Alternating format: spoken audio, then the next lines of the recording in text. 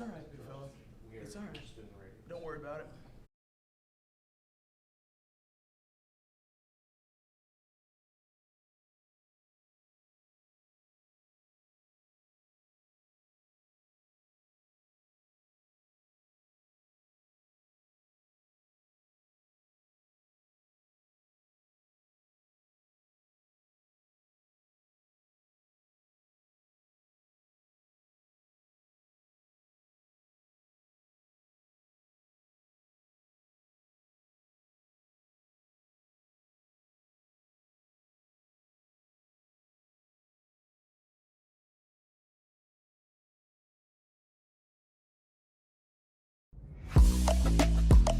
The Browns, they're putrid. They're the worst team in the NFL. The season, the 2024 season is over. Lamar Jackson can't win the playoffs. He'll win a third MVP, though, so that's great. Drew Sample is the most important piece of the Bengals offense next year. Go Joe Burrow. He deserves to be MVP. I wish he was the Browns quarterback. Kind of mean that. If you're looking for the most reactionary, silly, and unserious show on the internet, then you're home. Live from Hamilton, Ohio, it's Off the Bench by Chatterbox Sports on 1410 ESPN Radio. Solutions, not problems. That's always That's right. motto as far as that's concerned. But we welcome you in. Off the Bench, presented by United Dairy Farmers. Happy Monday, everybody. It's not a happy Monday. Let's just be clear. All right? It is not. I thought that after your team lost yesterday, I was like, well, now if my team could just get a win, I'm going to at least have a happy Monday. I'm not having a happy Monday. I know you guys aren't having a happy Monday. I know you at home are not having a happy Monday. And then we come in and we're having some technical difficulties. But as I said, solutions, not problems. We are finding a way to make this work. We are off and rolling. Excited to be hanging out with you here today. We're going to navigate through this. We're going to get through all of this here today. We're going to react to everything that happened yesterday. Cincinnati Bengals getting upset by the New England Patriots. Cleveland Browns have the possible worst quarterback in the National Football League. You will get no excuses from yours truly over here. Yeah, it's going to be a interesting Monday as far as look. The thing that stinks, guys, is this. And by the way, Justin Kinner, Jacob Brissett, Elliot Rearing, hanging out with you here today. We wait all summer. We wait all offseason from the time that the Super Bowl trophy is hoisted in the air. We immediately turn to the draft. We immediately turn to OTAs. Then we immediately turn to training camp. Then we immediately turn to preseason. And then we immediately turn to week one just to feel like this. Happy Monday, y'all. I guess. Yeah, we're It here. is Monday. I would say it's happy. That is true. No, it definitely is Monday. I've been waiting for this Monday for 2 years. Yeah. I interned here at Chatterbox last summer, and I left right before football season started. I've been waiting to talk about football on Off the Bench for a long time, and then this is what I'm gifted with. It's brutal. I've been pessimistic and upset about the Reds for 4 months, and now I have to do the same thing with the Bengals. This was supposed to be different. Yeah, I don't know what I know how Jacob's game day was spent yesterday. I guess we can go into Kinner's a little bit, but mine, we were between about 15 bars. Like, you know what? Which one should we go to? And we go through a couple of them. We're like, all right, let's go to the new B-dubs. The new, no free ads, but we went to the new B-dubs. B-dubs gets a bad rap, man. It's a bad rap. The new ones, if you go to an improved one, they're fine. You can tell how good the B-dubs is going to be strictly from the outside. Yeah. If it was built post 2015, you're probably chilling. But it was a great environment. Everybody was in orange. Every time, I know it took like 3 quarters to get a first down, but anytime there was a first down, everybody would cheer and clap and do the Who Dey song. So it was very, very cool to see that, the atmosphere. But losing that game was my biggest fear. The way they lost it was my biggest fear. It couldn't have gone worse. In the vibes leaving that B-dubs, we got people spilling drinks, throwing them on the ground at the B-dubs. It was almost anarchy. I thought there was going to be a mutiny at the Buffalo Wild Wings, but luckily I think that the servers kept it under control. But yeah, it went about as bad as you could hope for. Justin, your team also played bad. I'm a Cowboys fan. That's right. You are. You've always said that you're a Cowboys fan. I almost leaned into it. I had I had a Cowboys polo. Oh, it would have been good. That my wife set out for me today that I was very close to wearing today. But no, I have to own that. It's one thing to lose, but to lose that way, yeah, my mom was concerned about me. She texted me and asked if I was okay because of some of the noises coming from our basement, specifically when Charlie Jones fumbled that punt return, there was some groans, and she was wondering if I was hurt. But I was okay. Nope. It was just hurt on the inside, and it was a lot of that on Sunday. That was brutal. I don't know where you want to start. Well, I'll start off by saying thank you to everyone who tuned in to Chatterbox Bengals. It was a great time, everyone in the chat. It was a great time doing the stream and engaging with the people that watched. Everything else was a terrible time. But I guess if we're going to start off that poorly, it was great we all had each other. So group therapy session, again, on Tuesday at 6 p.m., so make sure you tune in. So with that, we will just go ahead and open up right away with reaction to the Cincinnati Bengals. So I asked last week, and by the way, let me put out this disclaimer.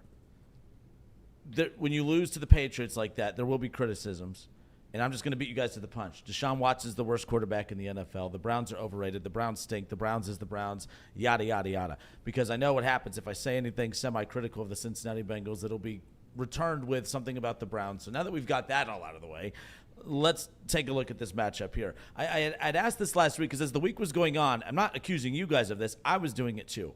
Well, if there's a game for Jamar Chase to sit out, this would be the one to do it. If there's a game that T. Higgins could be injured and miss, this is the game to do it.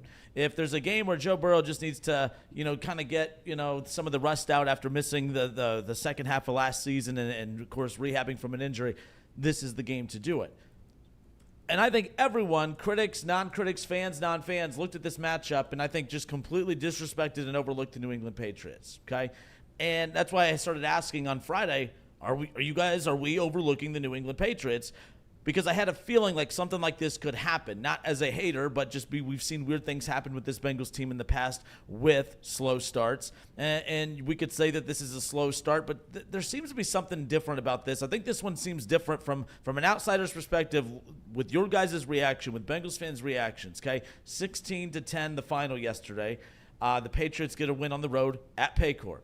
This seems different. We knew the only drama, the only noise that was happening in Cincinnati was the Jamar Chase contract dispute. And to be honest, I didn't really think it ever got too noisy. It honestly got noisy when Jamar Chase returned to practice. I can't believe I'm saying, him coming back to practice created more havoc than when he was not participating at practice, as wild as that sounds. But Joe Burrow was given the clear bill of health. 100% healthy coming into camp. We heard about that. It was the longest he had made it into, when he played in that first preseason game, 5-year career, first preseason game he played in. There was just a lot of reasons to feel optimistic about a much better start to a season than what we've seen in the past. Whether you like the slow starts or not, no one likes those slow starts in the past, but they were justifiable in the past. They were justifiable. Joe Burrow, limited in practice, coming off the appendectomy at times, the calf injury, coming off a season-ending injury, not having a full camp or any camp because of the COVID year being drafted. This was the first full camp he played in.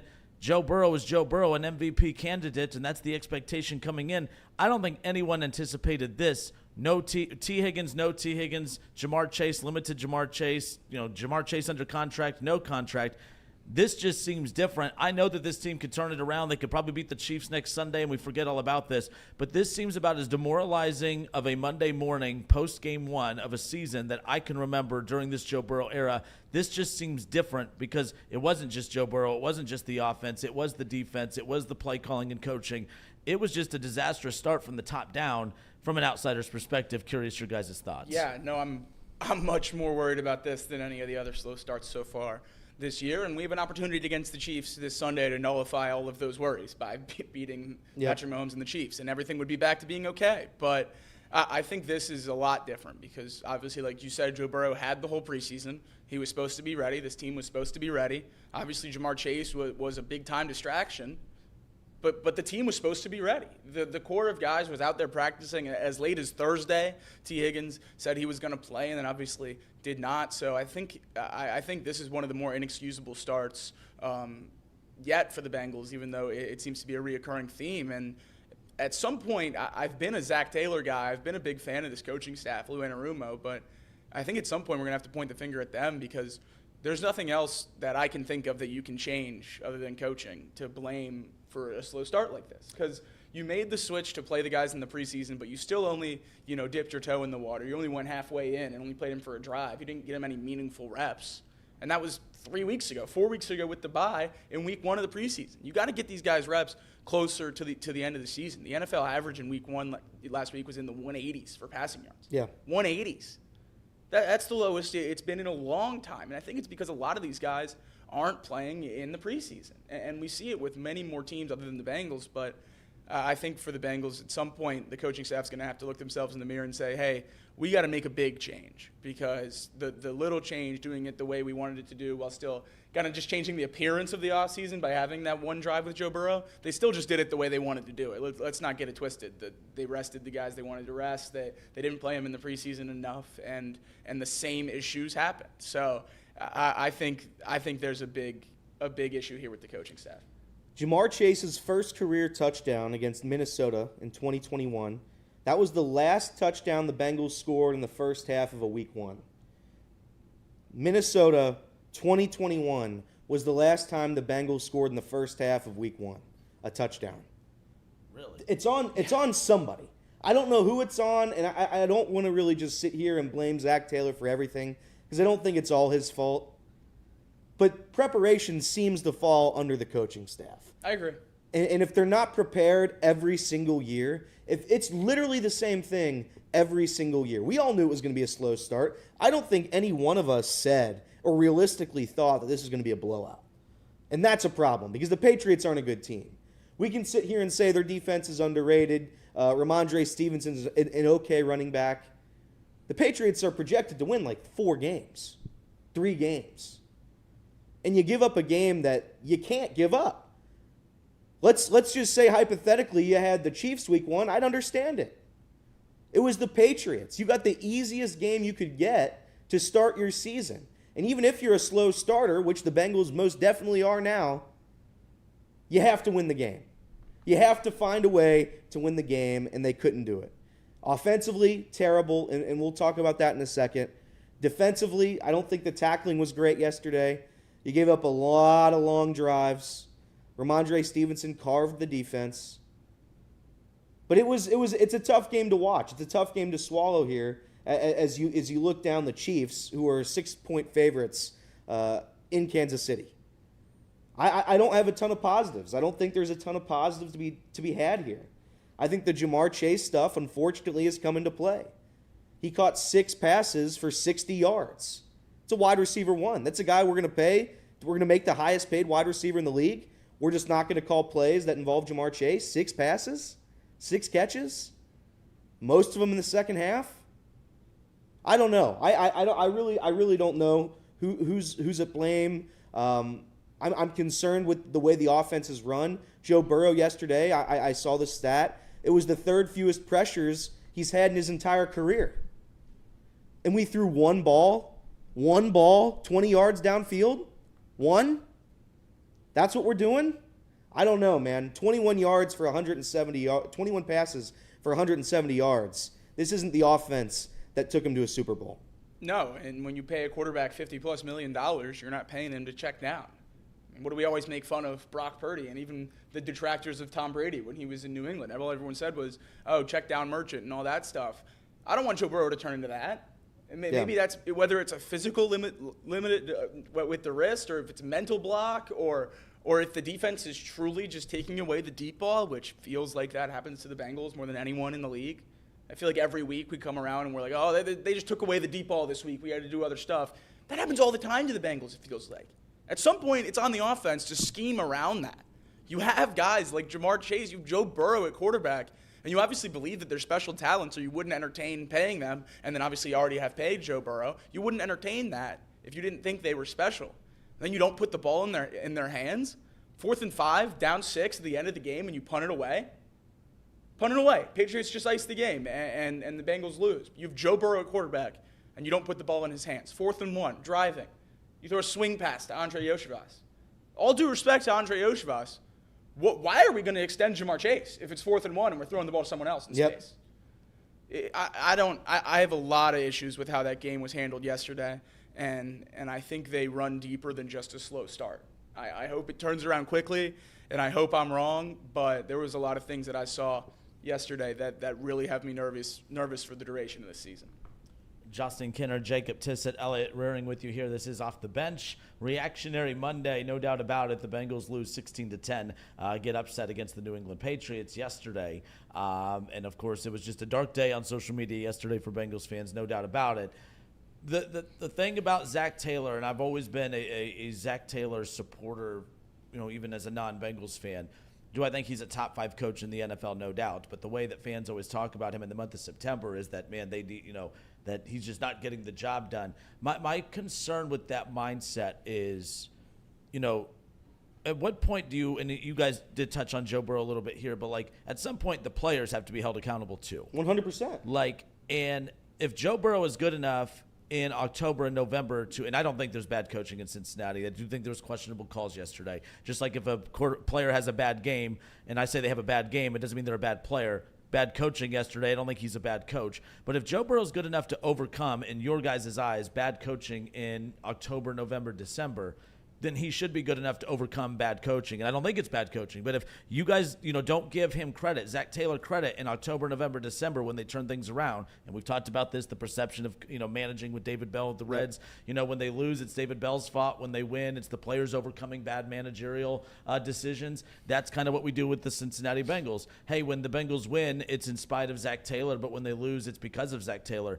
I don't know how you watched that game yesterday and only say, man, coaching is the problem. Joe Burrow was the problem yesterday. Jamar Chase, from a standpoint of what we were all concerned about being the distraction during camp, obviously plays a role with their, not being prepared yesterday. T. Higgins' unfortunate injury, let's not act like that didn't play a role. But T. Higgins' absence in that game yesterday isn't why they were questionable on defense, why they couldn't stop, the run, why they couldn't, so there was just a lot. It was just a very bad afternoon for Cincinnati Bengals yesterday. They couldn't seem to get anything right. The flow just did not feel right from the very beginning, and a lot of teams had that yesterday.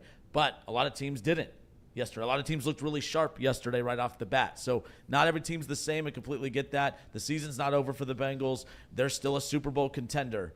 But there is enough from yesterday's game that you look at it and say, I don't know, is this just the slow start or is there an underlying issue? I don't know. It just seems like it's starting to snowball a bit. Overreaction Monday, no doubt. So let's pick up with this.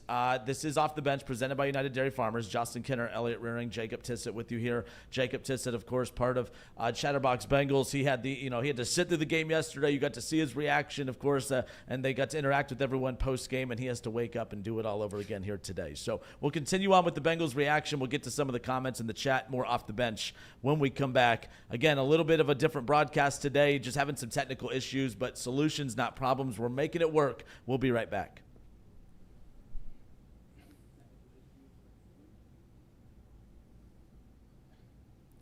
Give us, I don't know, there's nothing we can do.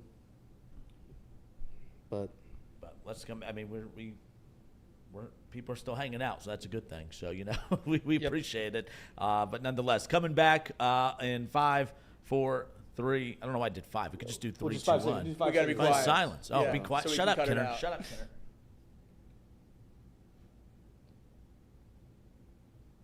Oh, hi. We are back. Off the Bench, presented by United Dairy Farmers. Chatterbox Sports on YouTube, ESPN 1410 in Dayton. Some of you, I appreciate those who are being patient right now with the lag. We understand that on the YouTube side of things, but continue to hang out with us. Again, we're going to get to your comments in the chat coming up here in just a moment. Bengals 16-10, they go down at the hands of the New England Patriots yesterday.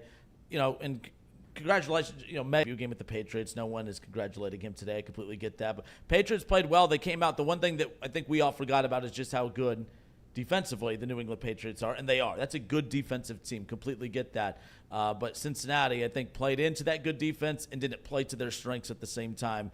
At what point in that game yesterday, Jacob, we'll start with you. At what point in that game yesterday did you start to get nervous? Not that you thought you would lose the game, but at what point did you look at this and say, oh, man, something's not, like, the vibe's not right? Was it early? Was it for you? It was pretty early. I realized that we were going to be in for the same thing as normal pretty early in the game. I thought the Bengals clearly didn't look ready as soon as the first drive or two, when they went, 3 drives, 3 punts to start the game. That was just a miserable start, and that's what I expected, or that's not what I expected this year. I thought it was going to be different. That's what we've seen the last 2 years, and it just wasn't. So I really got nervous when Charlie Jones fumbled that punt return. I thought, even going into halftime, I thought, all right, we'll get a 3-and-out here, and the defense did. The defense stood up and got a stop.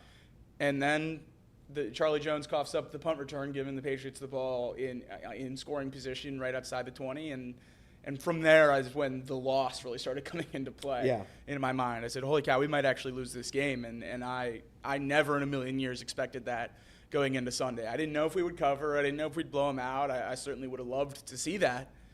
But I never expected the game to go as it did yesterday. And it was really that Charlie Jones fumble where I realized, wow, this is not going the right way.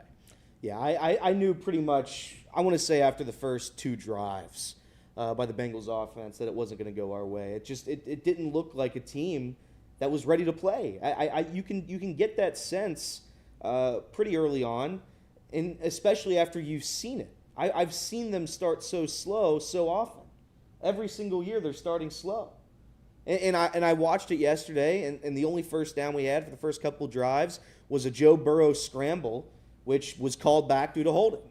And then you have to wait a little bit and wait and you wait and you wait. And you're like, is this the offense? This isn't the offense that I know.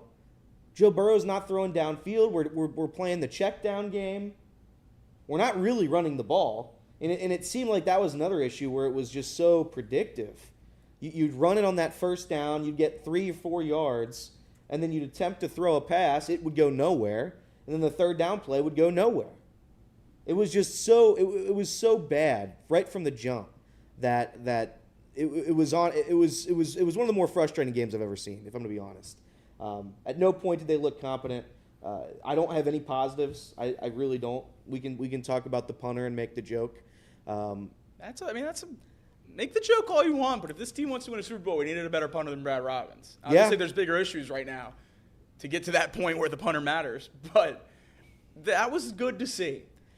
Listen, good for him. I hope the Bengals are not punting as much as they were yesterday all season long. Right, correct. But it is cool to see. I think that was a franchise record. 80-yard punt, franchise record. 80-yard punt. So if that's a positive we want to take away, then we can go ahead and take it away. But yeah, the broadcast was focusing on Joe Burrow's wrist a lot. And I don't know if they were trying to play it up and make the story big because the Bengals weren't performing and he wasn't performing downfield, or if it's really a story, but they were showing him doing this on the sideline, in the huddle, flexing his hand, all that stuff, basically the entirety of the game. And I don't know whether I downplayed it just because I'm a fan and I'm optimistic, but that certainly seemed like it was an issue. And this might sound crazy to say out loud, but just bear with me for a second. If it is an issue, I hope it's physical. Yeah. I hope it's a physical limitation, because my biggest worry with Joe Burrow has always been mental. If that wrist is fine and completely okay, and he should be able to throw the ball downfield with accuracy like he has for the rest of his career, and he can't because it's a mental block, that makes me really nervous about Joe. But looking around the league, this is the lowest amount of touchdown passes. Obviously, still Monday night to play, but they would need about 10 each to move up the leaderboard. This is the lowest amount of touchdown passes by starting quarterbacks in Week 1 in about 5 years. The passing yard average for starting quarterbacks was in the 180s. So it's also a league-wide issue. So I'm starting to not be as worried about it as I look more into what happened around the rest of the league. But it's certainly something that I'm thinking about now that I didn't have anywhere in my mind going into Week 1, and something I really didn't want to think about this year. I thought that was behind us. I thought he was okay, but maybe he's not. And if it's a mental block, then I'm really worried about how the rest of the season can go. Let's just talk about it, because the number one storyline off-season camp for the Bengals was Jamar Chase. Jamar didn't play horrible yesterday. I mean, he played, so there was that. There was the big question mark of whether he would play or not. I think, I do think, to bring this up, I do think the illness was all BS. I think he's a liar. I don't think he had food poisoning. I think he's full of fill in the blank. I'm not a Jamar Chase guy. I'm not hating on him I'm not hating on the Bengals. I'm not a Jamar Chase guy. I think he's full of crap. I think he's to blame for why the team looks as dysfunctional as they do right now. I'm not saying he's to blame for like every single detail out there, but he added distractions to a team that didn't need any coming in, that didn't have any coming in. But Adam Schefter, people got mad at Adam Schefter when he insinuated that this team could potentially that he could fake an injury.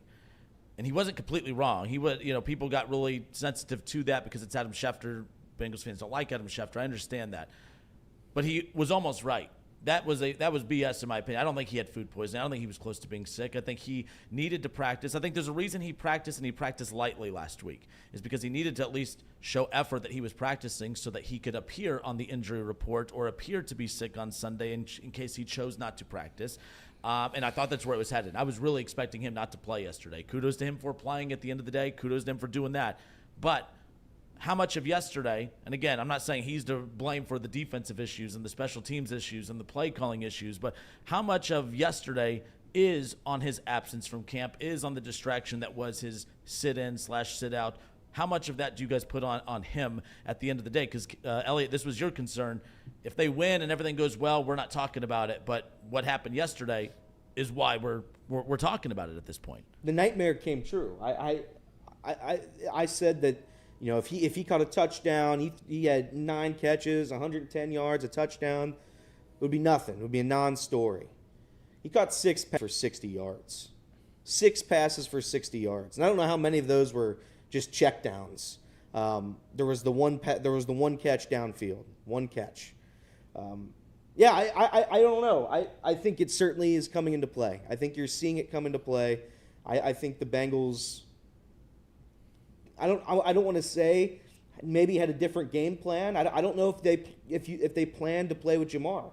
Zack Taylor in the post-game press conference said when he was asked, when did you find out about Jamar Chase being able to play, he said, I can't answer that. I'm not going to answer. Joe Burrow said that they found out on Sunday. So can you make a game plan without your star wide receiver being ready? And that T being out on top of it. And I don't know. I'm not a head coach in the NFL. I don't know how these things work. But for me, if I didn't 100% know that Jamar Chase was going to play, if I had a feeling that he wasn't, do I make my entire game plan on Sunday against the Patriots week 1 at home involving Jamar Chase? Probably not. Probably not. I'm trying to work with the other guys that I've got, which we saw yesterday, unfortunately, is not a lot. My main worry with the latter part of that is he only had 6 targets. So those 6 catches was every opportunity he had. If you're going to play Jamar Chase 84% of the offensive snaps, use him like Jamar Chase. I don't mean to interrupt, but I didn't pay attention to this. Was he out there a lot? I know they 43 of the 51 offensive snaps. So almost he 85%. Played. He legitimately played. He played, and I really don't think it was that limited. Okay, I mean, yeah. It's 8 snaps that he wasn't out there for the offense. There's a coin flip that he's like that anyway if he practiced all training camps. So I think he played about as much as you could expect him to play, and to only use him for 6 targets. I said going into the game, if we use Jamar Chase as a decoy, I'm going to be very upset because either do not play him or play him. I don't want this middle ground, and I think we found a crazier middle ground than I ever expected. Yeah. We used him as a decoy on 40 plays. That's insanity. My main worry with the wide receiver room right now isn't with Jamar Chase or T. Higgins, though. Andre Yoshivas played 100% of the snaps and didn't really do a whole lot. None of these receivers outside of Jamar were able to create any separation almost all day. Jermaine Burton, we've heard the horror stories about practice. Who knows about how many are true about meetings and practice and whatever else. He played 4 snaps on Sunday in a game where the wide receiver room was unable to do anything. Yeah. So either he legitimately can't run a route other than a 9 route, or the coaching staff just doesn't trust him at all to put him in the game. Because a game like Sunday, I can't wrap my head around why you're not using a guy that showed burst and explosion and an ability to get open in the preseason, because no one else could do it yesterday. No one else could do it. The Bengals' second leading receiver was the tight end group. Tanner Hudson had 13 yards, which was one of the biggest pass plays of the game, on a fumble at the goal line. Yeah. There was nothing working downfield for the Bengals, and it seemed like they didn't trust anyone to go downfield, whether that's Joe Burrow's arm, wrist, and brain, or Jamar Chase in the game plan, or any of the other receivers that they had active. It really seemed like Dan Pitcher and Zack Taylor and this offensive coaching staff truly just didn't trust this offense. And at some point, we're going to have to talk about Charlie Jones touching the football as much as he does, because I didn't understand, why are we catching the ball inside the 5 every single time? Yeah. Let the ball bounce, brother. What are we doing? When you start punting in youth football in 6th grade, you are taught heels at the 10, and anything that goes over your head, you let it go because it's going into the end zone. Obviously, the NFL is different. These guys are able to pin punts deep. You're not going inside the 5 or like the 7 if you're a good punt returner. You just don't do that. And Charlie Jones loves to catch the ball on the 3 and then run horizontal for 5 minutes and then get tackled at the 4. It's infuriating. He hasn't been able to make anyone miss basically in his entire time with the Bengals. I thought the kick return was going to be great for him. He showed that burst in the preseason. But if you're going to get the ball knocked loose by a long snapper, this wasn't some backup linebacker that knows how to tackle. This is a long snapper who's supposed to run down there and dive at your knees and hope you go down.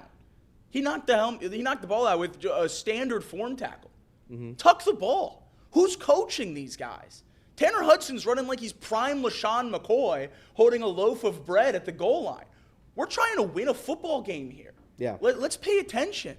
And then in the post-game press conference, he says he didn't see that there were people around him. He thought he was able to walk into the end zone untouched. That's ridiculous. I don't understand how these guys, quite honestly, just haven't been coached better. That's what I keep going back to. A lot of these issues are practice issues. I don't get it. The best play of the game yesterday didn't count. It was the Mike Gesicki touchdown in the back of the end zone. That was an incredible play. It was probably, out of all the playmakers that made a play yesterday, that was by far the best one. I know the touchdown didn't count, but clearly I think if we're not going to have T. Higgins, if Jamar Chase is still going to deal with all this distraction stuff, Mike Gesicki needs to get more involved. Jermaine Burton needs to play.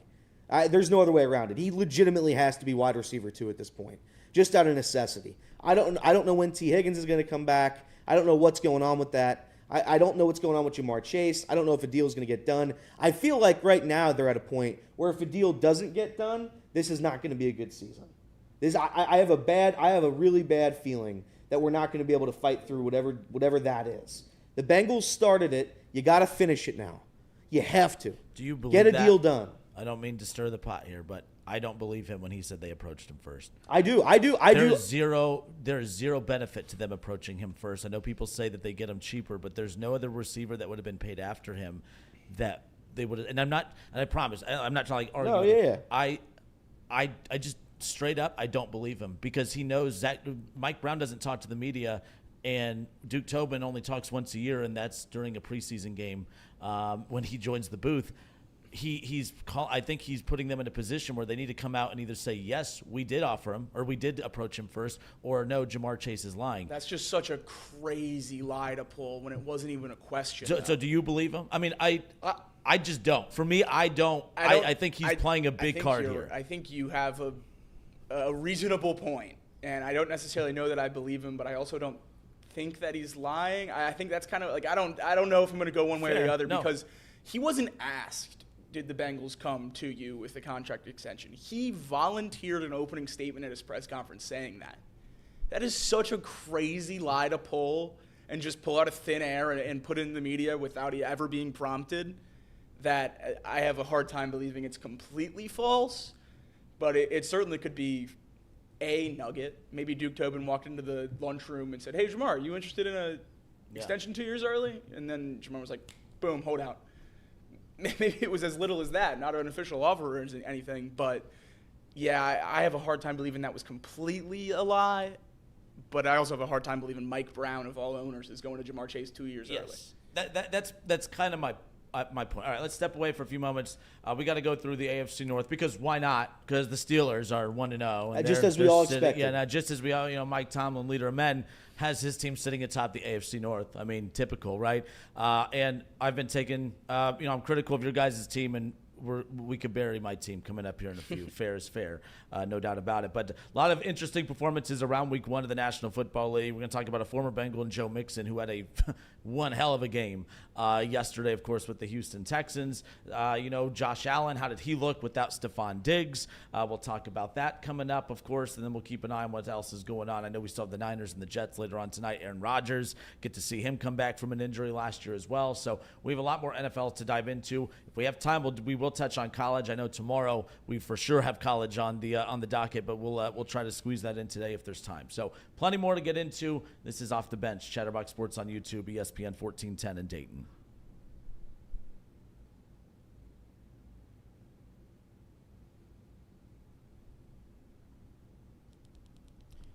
All right, welcome back. Justin Kinner, Jacob Tissett, Elliot Rearing with you here. Chatterbox Sports on YouTube, ESPN 1410 in Dayton. I feel like, I know you and Elliot did an instant reaction on Friday to, obviously, when Jamar Chase met with the media. Right. None of this has panned out the way any of us had anticipated. Like, he didn't get the contract. He still played, but he's still disgruntled, and understandably so. But, some of the stuff wasn't adding up as far as him saying, he's willing to play without a contract, but, he would be a game-time decision. Whose decision? Well, it's my decision. Not Zack Taylor's decision. It's your decision. Like, it was just a lot of weird stuff.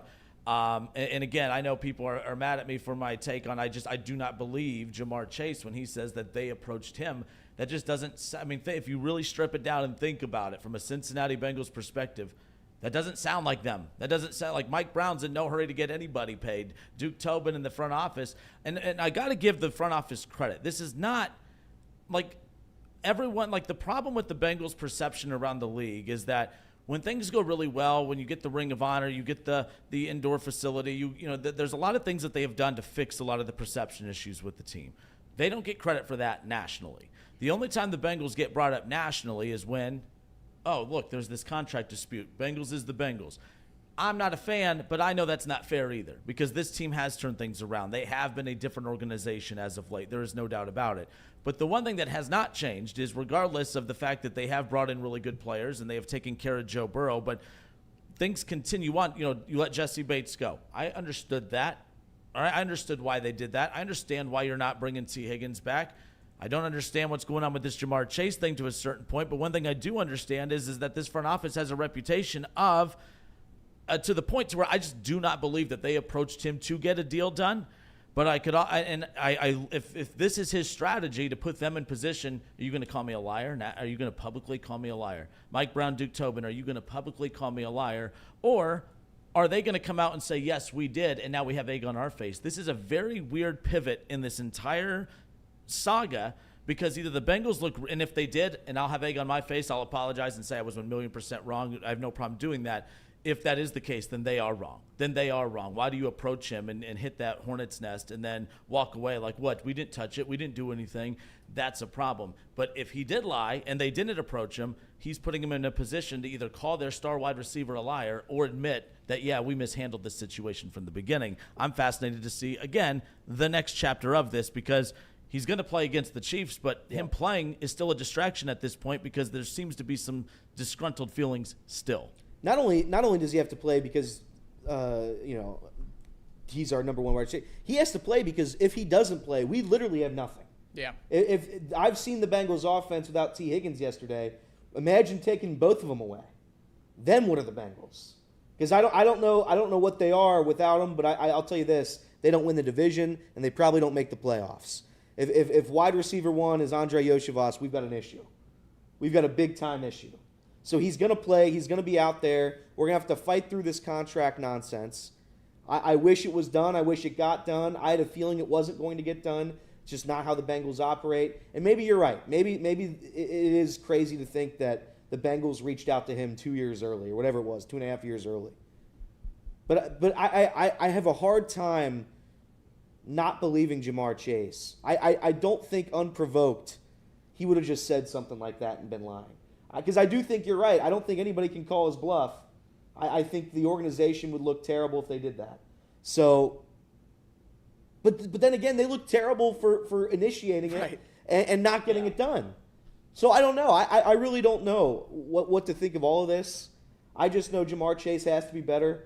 I know the offensive game plan has to be better. I'm hoping that we have a set answer. We go through practice this week.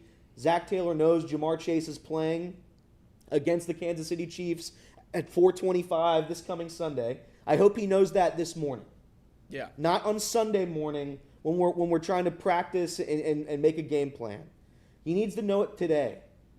If Jamar Chase, like Jacob said, if Jamar Chase isn't going to play or if he can be half in, half out, just be out. Half in, half out doesn't work. Be fully in. You'll get the contract after the season. I hope it gets done now so I don't have to talk about it any longer. But unfortunately, it's a reality until the Bengals offense becomes something that we recognize.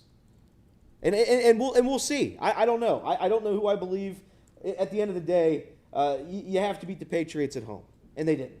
You come out flat. You come out unprepared. You don't show up. And now we sit here 0-1 facing the Kansas City Chiefs. I think the events of yesterday could reopen the door for an extension. I've always said as soon as the season started, there's no chance Jamar gets extended, but It's the Chris Jones effect. Exactly. Like, we just need to get this we just done. need to get this done. Yeah. We need to get this taken care of. No one brought up Chris Jones the rest of last year. Right. I forgot about it until we started talking about Jamar Chase's deal, right? Like, Yeah, no, it literally doesn't matter. Like, it doesn't matter what it takes. If it's going to affect the season to the level of the season to affect the season yesterday, then you have to get it done. Or you have to come out and refute that you brought him the offer. I think the Bengals are going to have to do one or the other unless it clears up pretty quickly. But there was an NFL Insider podcast called NFL Spotlight that was talking about what went wrong with the Bengals and Jamar Chase negotiations. They said that the Bengals tried again on Friday and Saturday, even continued into Sunday morning, and they couldn't bridge the gap with Jamar Chase. There were numbers that they just simply couldn't figure out. There was a cash flow issue, a years issue. The average per year was fine. It would have surpassed Justin Jefferson, but everything else was not there. I'm worried about this contract long term if there's that many issues with the negotiation. because it's weird that it's the small things. You got the years and the average down, and I shouldn't say that there's the small things, but like what's like this is where fans get frustrated, and some of this stuff we don't truly comprehend because we're not sitting and we're not running their books and any of that stuff. But at the same time, every other team seems to find a way to get these types of things done.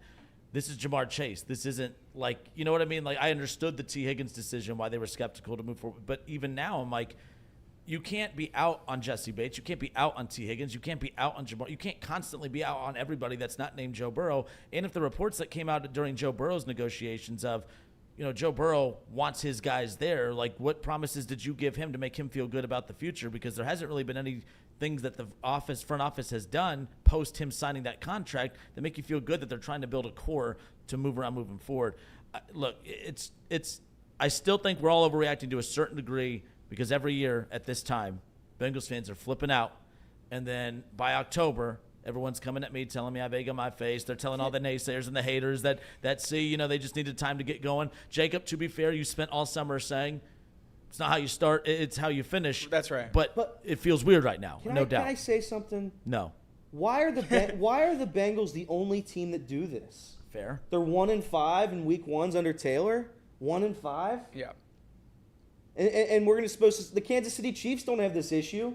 Doesn't matter who they have at wide receiver. I'm aware they have a Hall of Fame tight end. Ravens look usually pretty good week one. I go around the Dallas Cowboys march. The Browns have a pretty good defense, right, Kenner? Pretty solid. Yep. Cowboys marched down in 2 minutes on their first drive against the Browns. 2 minutes it took on their first drive to score a touchdown. Everybody else is able to figure it out. Why are the Bengals unable to figure it out? I don't get it.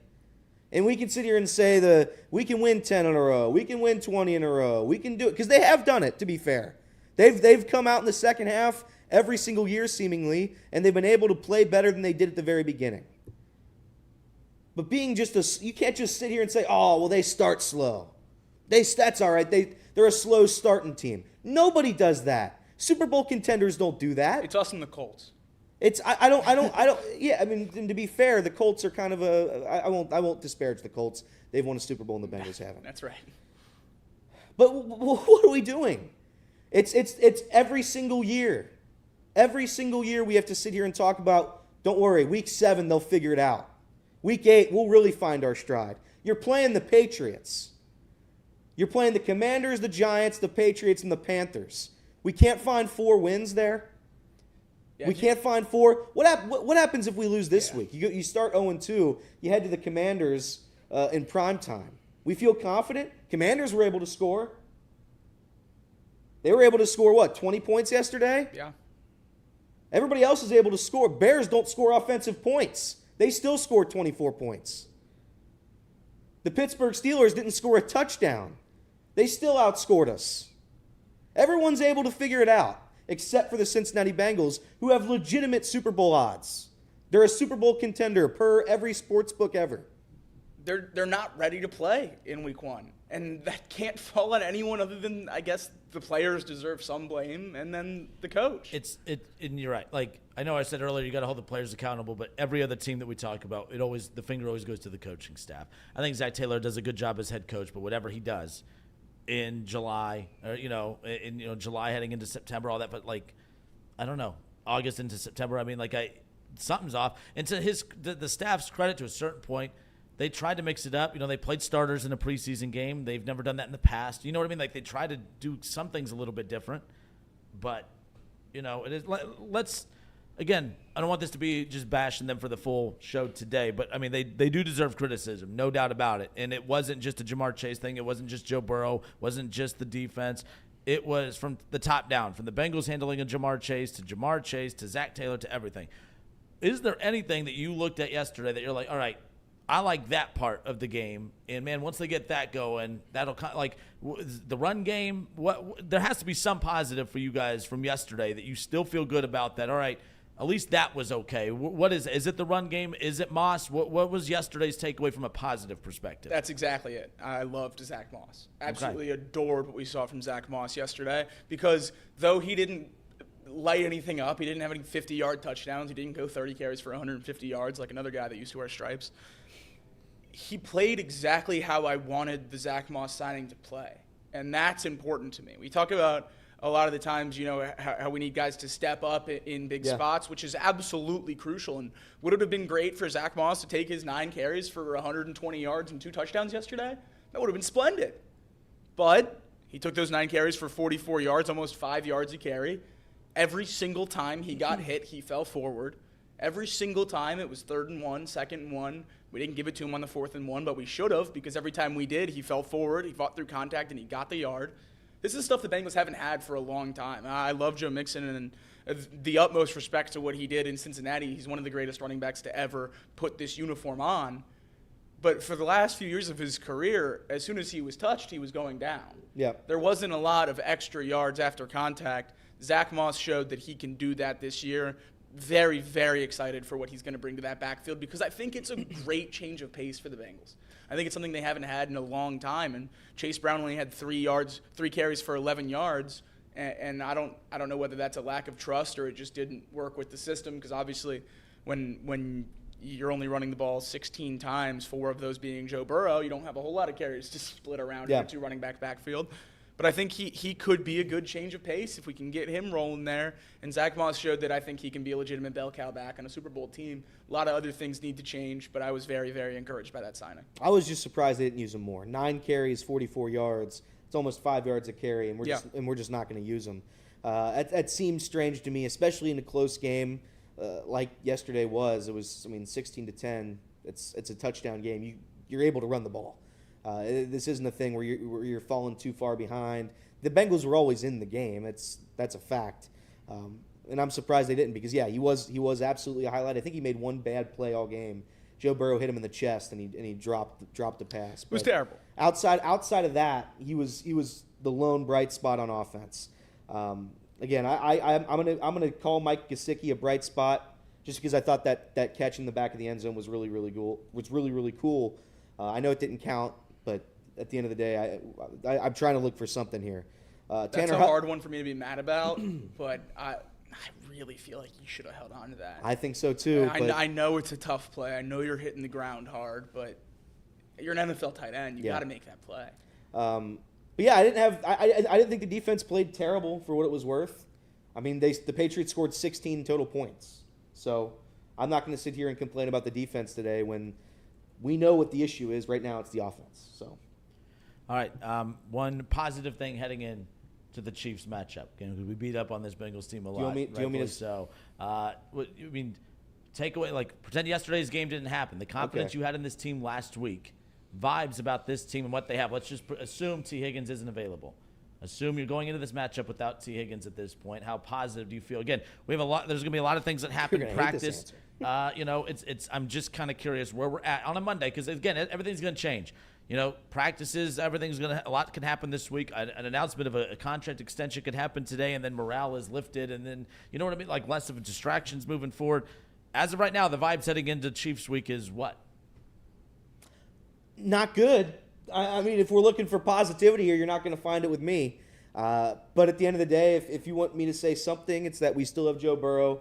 I think they'll figure it out eventually because they have to. It's hard to be as bad as they were yesterday all season long.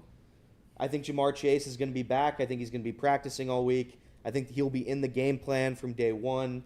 And you'll see a little bit of a Bengals offense that you've come to recognize over the past 3 seasons. That's the only thing I can really say. I'm hoping it happens. But again, you're 6-point underdogs on the road against back-to-back Super Bowl winners. I'm not going to sit here and say I expect the Bengals to beat the Chiefs. But if for what it's worth, you expect the Bengals to beat the Patriots, that doesn't happen. You expect the Bengals to lose to the Chiefs, maybe that doesn't happen either. It's the NFL, any given Sunday, all that stuff. But yeah, yesterday was as brutally, it's as bad as you can play. 2 options for the Bengals, in my opinion, and it's either you upset the Chiefs in Kansas City or you win 5 or 6 games in a row right after. Yep. Those are the 2 options for me, because I think if you go into Kansas City and you take care of business and you win, no one talks about the Patriots the rest of the year. Yep. Joe Burrow looks good. Jamar Chase looks good. 100%. Granted, if T. Higgins does get back on the field and he can contribute, no one's going to talk about the Bengals one bit. Even if we win that game 13-10, yeah, it's going to be, the defense is great. There's going to be no more worries about the offense, even if they can't move the ball very well. It's just all about wins and losses. And obviously we lost this weekend, and the criticism and being so pessimistic about this team's future is part of that. You lost to one of the worst teams in the league, at least on paper. I'm starting to think they might not be, but that's a little bit of a different story. I think the Bengals need to take care of business this weekend, and whether that is a win, however that comes, or a very competitive loss, one of those 2 things needs to happen. If they're going to lose to the Chiefs, they need to show that the offense works. If they lose to the Chiefs, 26-23. So I was even going to say maybe even a little bit more. I was going to say if the Bengals can score 3 touchdowns, I was trying to keep it below 3 touchdowns. I'm going to sit and say, you know what? Maybe we're in there somewhere. Maybe we're locked away somewhere, and you're just trying to get out. But if you don't score a couple of touchdowns against the Chiefs, we're going to have a big-time discussion of whether this season's going to be fruitful. Orange pants are donezo, right? Orange pants, you can throw those There away. is a 0. If they ever wear those again, I I like didn't the hate orange them. jerseys. I don't like the orange on orange. I didn't hate them. It's my least favorite of the 3 color yeah. rushes, but you can never wear those. Dan again. Hurley, respectfully, you can't come back either. You're also not welcome. Sorry. He can come. If he wins another championship, we can bring him back. If Yeah, if he three-peats, he can come back. Not week 1. Week 17. Week like 15, yeah. But yeah, we'll see. We'll see. I'm not optimistic about beating the Chiefs, certainly, but I'm not going to sit here and say there's a 0% chance because we all know that's not true. All right, Justin Kinner, Elliot Rearing, Jacob Tissett with you here. This is Off the Bench presented by United Dairy Farmers. The Bengals, this is the tweet from Jay Morrison. Bengals 1-10 in weeks 1 and 2 in the Zack Taylor era, 0-5 in the last 5, despite being favored in all of them and favored by at least 7 in 3 of those. Of course, obviously losing to Pittsburgh in week 1 of 22 and Dallas in week 2 of 22. And then week 1 and 2 last year, losing to Cleveland and losing to Baltimore. We know things got turned around. Obviously last year, the injury, after things got turned around, the injury derailed it. I still think they turn it around at some point. It's just, I get it. It's easy during the summer to say, hey, they can start out slow. It's okay. We've seen it before, but it still doesn't take the sting away. Not at all. As far as it's a long season. But yesterday, that was just not a fun day after waiting for week 1 for so long as far as that's concerned. All right, we'll step away for a few moments. On the radio side, it'll be hour number 2. This is Off the Bench, presented by United Dairy Farmers.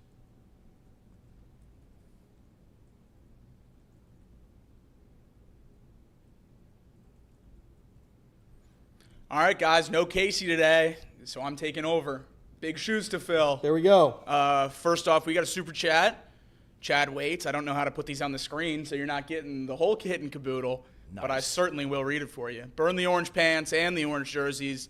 Muscle Hamster may run for 400 next week. Does anyone have a number on snaps under center yesterday? I don't, Chad, but I'll take a look at that. I'll try to figure that out for you. Certainly didn't look like as much as they said they would.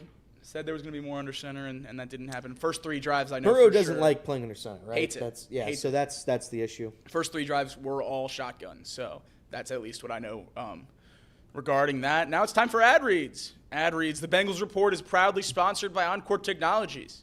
At Encore Technologies, we deliver cutting-edge IT solutions for a data-driven world, from mobile computing and desktop support to advanced data center solutions. We help business enhance efficiency and Productivity. thanks, Elliot. You're welcome. Visit encore.tech, where your path to innovation begins. I mean, it's just off camera. It's over there, but it still begins here on Off the Bench. That's right. That was good. With all of us. Oh no. Can't get it. I can't reach my Pawnee water, but it's the best tasting water in the world. I don't have mine. That natural limestone filtration gets rid of all the rocks. All the rocks. Not a single rock. There's no rocks in our water. That's And it's the best tasting water in the world. I know it says that on the bottle because I drink so much of it. I don't even need one in my hands. It's the best tasting water in the world. Not the second best, not the third best. It's the best. And you should make sure you're drinking Pawnee water. Pawnee.com, right? Isn't that the thing? PAHNNI water.com. You didn't spell it right, but you did. You gave it your best go, and that's all that matters. Yeah. Pawnee Water, thank you very much for supporting us, and I love you very much. That's right. And here's the one that I'm really nervous about getting into. You can do this. It's the GameTime. You can do it. GameTime, the official ticket sponsor of Off the Bench. I love GameTime. GameTime has a new feature called GameTime Picks that makes getting tickets for your favorite live events even easier. The Reds are about as bad as they come right now, so you can go to those games on GameTime for the cheapest out there. The cheapest possible, and all those fees are included, so nothing surprising when you buy those tickets. Those pricing is all up front. GameTime Picks filters out the fluff to show you incredible deals on great seats, so you don't have to waste time searching through thousands of tickets.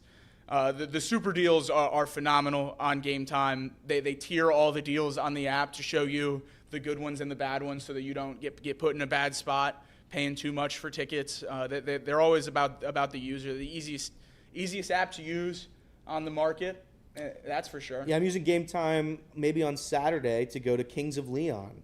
Kings of Leon is coming to Cincinnati, and I think I'm going to use the GameTime app. It's, again, as Jacob just said, the easiest app in the world to use. You get the tickets very quickly as well. I won't mention anything else, so I won't even actually. You know what? That statement's derailed. Let's just send it back to me. Well, here's what we're going to do. The GameTime app is absolutely incredible. Please use it for any of your ticket purchases. That's right. The GameTime Picks, like I said earlier, curates all the tickets on the app to show you how you can save the most money on sports, concerts, comedy, and theater. All in pricing, shows you all that total up front with no surprises, seat views from every seat.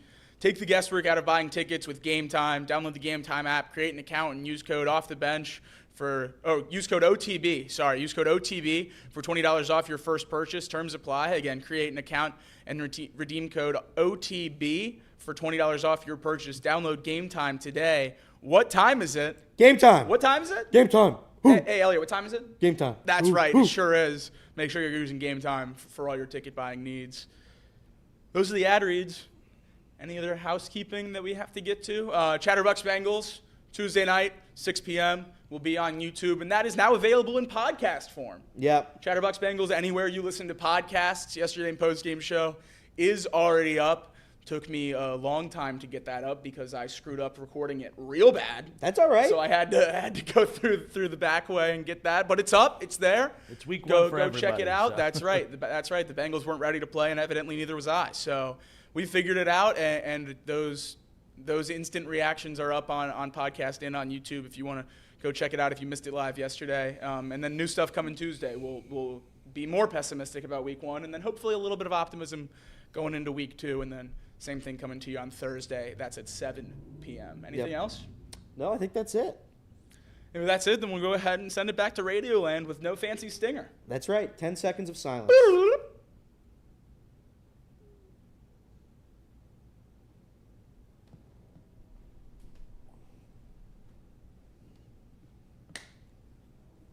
That was a much better 5. I don't know what that was that we did. That Ours was like a slow touch. But that's all right. Yeah, it was like E.T. You know, but it is what Phone it home. is. You know the main character in that movie is Elliot.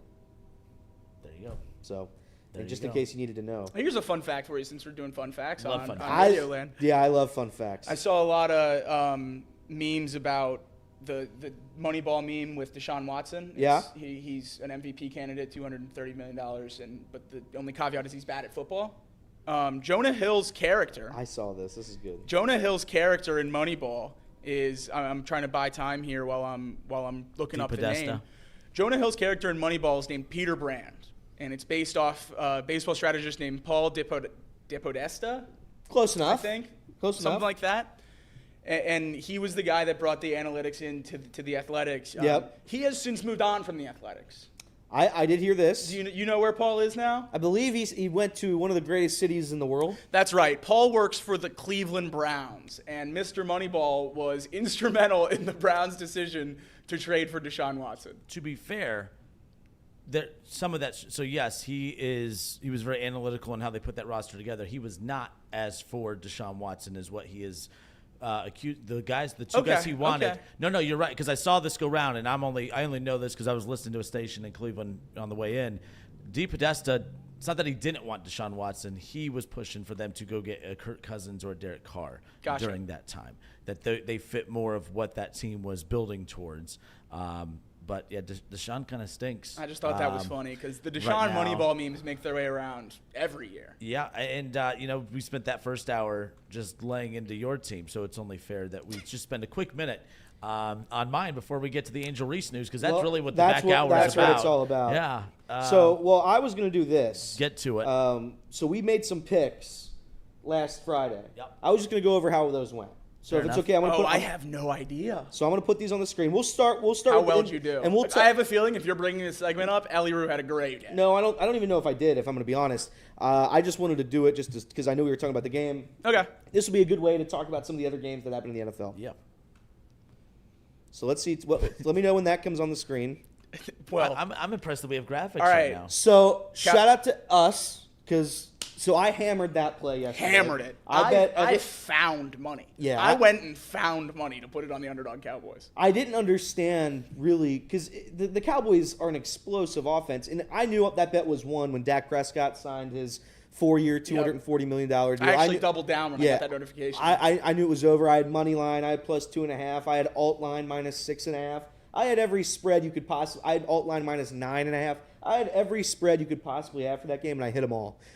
So thank you to your guy, Deshaun Watson. That was truly one of the worst. I watched the entire game. That was one of the worst quarterback performances I've ever seen. Him and Bryce Young are tied for bottom of the league as worst quarterbacks. Hey. Actually, Daniel Jones. Daniel Jones, throw him in there as well. Bryce Young is at worst like 31. I saw. Well, I don't know about that. Here's what I saw yesterday. And this is the biggest takeaway. One of the offensive linemen for the Browns, I don't know who it was on the ground, and Deshaun Watson went to go help him up. Joel Bitonio, captain. He's been on the team for a long time. Slapped Deshaun's hand and said, "I'll get up myself." That's how I knew Deshaun Watson was just. It's going to be. Do you follow Joe Thomas on Twitter? I do not. You should follow Joe Thomas on Twitter. Did he explain that one? If you go up to an offensive lineman, they're really fat, big guys. Yeah. They don't get up off their back. They have to roll on their belly to get up.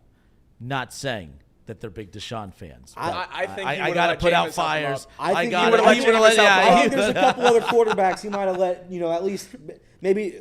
So let's reenact, Jacob. You're going to help me. This is how it was. Put your hand out to help me like I was on the Let's ground. move this table. Let's fully reenact. If we're going to reenact it. He did that. Do you think all offensive linemen do that to their quarterback when they're trying to get up? It's a little. Let's do it again. Let's do it again. Here, Elliot, you're laying on the ground after blocking for me. I'll help you and up. you're my star quarterback? Away. Away? And that actually hurt Deshaun's wrist. He has the same injury as Burrow. No, he now. has a strong. Well, no, hold on. Let's get away. No, that's not what I meant. But let's get away. Got him. In a shot at your quarterback's wrist, it turned weird. So continue on. He was missing. I saw Amari Cooper was down the field wide open. Again, I watched the entirety of that game. I am not a screenshot guy. Yeah. But Middle of the there were field. some bad screenshots. I for don't. Deshaun Again, yesterday. I really don't hate the Browns. Like everybody else in the room hates the Browns, division rival. I cheered for them when Joe Flacco was quarterbacking that team last year. I did. I openly cheered for the Cleveland Browns. I don't hate them, but their way to winning is clearly not Deshaun Watson, right? I mean, how many games are you gonna? You have to play him because he's getting paid so much money. But Jameis Winston can't be worse than that, right? So my thinking on this is when, we saw them last year with Deshaun out for the season. You bring in a Joe Flacco, and you started winning at a high level with his money on the books. And you could do the same thing this year with Jameis Winston. Yep. And you could piecemeal a team together, having to get Jameis isn't a great quarterback, but he's not a bad quarterback. Joe Flacco's not an elite quarterback, but he definitely wasn't bad, and he had an elite stretch last year that I'm dying on that hill. That's fine. There's a way out of it as long as they keep the rest of the roster together, but they have to keep that roster intact, and they have to keep that roster believing and buying in. And the problem is, how do you do that if you don't have a centerpiece being your quarterback? Deshaun Watson's just straight up bad. He's just straight up horrible. And the thing is, the reason I've never fully gone in on defending him to the point to where I think he's an elite level quarterback. I've always just said the guy was 26 years old when the Browns got him, 27, now 28. I just have a hard time believing that a guy in his 20s just forgets how to play football. I don't get it. I don't understand it. I don't get, I know he missed 2 years, a year and a half out of the league and then comes back. You just forget how to play football. I don't understand it, and I don't think this is a Browns thing. We talked earlier about perception for the Cincinnati Bengals. The only time they get brought up nationally is when something bad happens. Same thing with the Browns. It's always, when something bad happens. But what they've done the last couple of years, they are very good at the cap side of things, at managing a roster. I know they made a bad decision with Deshaun Watson, but at that time, there were a lot of teams lining up to get Deshaun Watson. And at that time, had the Browns not got Deshaun Watson, they would have been accused of the Browns as the Browns for not getting Deshaun Watson. If they signed Baker Mayfield at that time, I see a lot of people making fun of the Browns saying, look how good Baker Mayfield looked yesterday. Baker does look really good. Happy for him. Good for him. There's not many stories in the NFL where guys don't pan out somewhere and then go elsewhere and pan out. That's a rare, you know what I mean? Usually if you don't cut it somewhere, you don't cut it anywhere. He's proven that theory wrong. But I do know this. The Browns, had they extended Baker Mayfield, I know everyone would have ripped the Browns for extending Baker Mayfield. At that time, $35 million a year. Now it's nothing. At that time, that's what he would have gone for. Everyone would have – I can't believe you're going to pay him $35. At that time, everyone was ripping the Browns about Baker Mayfield. Now people want to use Baker Mayfield and say, see, you made a mistake. Those same people were the ones that would have ripped him had they extended him at that time. A lot of this, I don't blame the Browns for doing what they did going to get Deshaun Watson, because the only way to win in this league is to go get a quarterback. And the quarterback that they thought they were getting is the guy from Houston. The quarterback that they ended up with, of course that looks like a bad deal. Of course they have egg on their face. I can't defend that. I can defend the effort to go get him. I know they were willing to eat the negative press, and that came with it, no doubt about it. But as we've talked about, there's a lot of negative press and a lot of things out there. But if you win, it kind of pushes that stuff away. Yeah. Now it's just snowballed into, you have a horrible person at quarterback and you have a horrible quarterback. I'm not saying it's okay to have a horrible person at quarterback, but at the same time, I'm going to, I'm supporting my sports team. All right. There's not all Saints on this roster unless you're the New Orleans Saints. You don't have all Saints on the roster. So it's just one of those, every team, every fan base moves the goalposts for players that they accept and don't accept. When you have players that do bad things off the field, we can overlook it when they're playing well and helping our team win. But man, when you are a bad person off the field and you're bad on the field, it's just so much egg on the Browns' face right now. I don't know how they get out of this. They have 3 years, fully guaranteed money. Russell Wilson, that was a dumpable contract for the Broncos. This isn't a dumpable contract. Nope. It's not a tradable contract. $70 million cap hit in 25 and 6. And it's one thing, and I've always said, well, that's fine. They'll just restructure it. Well, you can restructure it when you have a quarterback that's actually playing and doing. You can keep restructuring it. That's fine, but you continue to kick that can down the road. The Browns are rich enough to be able to eat that, but not eat it and not have a starting caliber quarterback. That's the problem that they're running into at this point. I know you can't. It's not fair to grade trades with the names attached to the draft picks. But looking at the Deshaun Watson trade with what those draft picks turned into makes it even worse. I mean, it's Will Anderson, who was the Defensive Rookie of the Year last year. It's Tank Dell, who's a pretty dang good slot receiver. Dameon Pierce, a 1,000-yard rusher as a rookie running back. Kenyon Green, the starting guard on the Texans. Kamari Lassiter, who's going to start this year at corner. Jamal Hill, the linebacker, and Caden Bullock, the safety. Brutal. The vast majority of those guys are starters, and a lot of those guys are contributors. I know the Browns didn't trade those players. They traded picks, but I have a hard time believing that the Browns with Deshaun Watson are better than the Browns with another quarterback and taking whoever they took in those slots. And I know that's grading results, and hindsight's 20/20, and you never knew what you were going to have. But I don't think the Browns are making that trade with picks if they knew that one of those first-round picks was the third overall pick. I look at real quick on that. I know I agree with you. If the Browns are bad at a lot of different positions right now, I'd agree with that more. But the Browns, I know the defense didn't look great yesterday, but that's an elite defense. 100%. That offensive line, no excuses, because Deshaun would have stunk with or without two starting guards yesterday. And DeJuan Jones, who I'm a big fan of from Ohio State and was really good last year, was bad yesterday. Straight up just bad, right? Everyone was bad. But, like, the Browns have a good unit across the board, from special teams to offense to defense. They have a very good roster. It's a loaded roster. It really is. The quarterback they got wrong. This would be worse, in my opinion, is if they had holes all over the roster and a bad quarterback and all those picks went to Houston.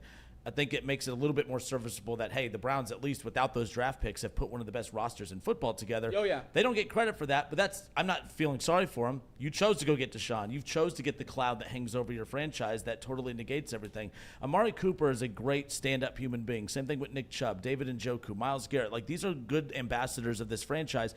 They don't get any of that positive national press because when you think of Cleveland, you think of the quarterback that had multiple sexual, and multiples, saying it lightly, who had so many sexual assault allegations against him. Yeah. They deserve the negative press. But if you win, that stuff kind of gets forgotten about, right or wrong.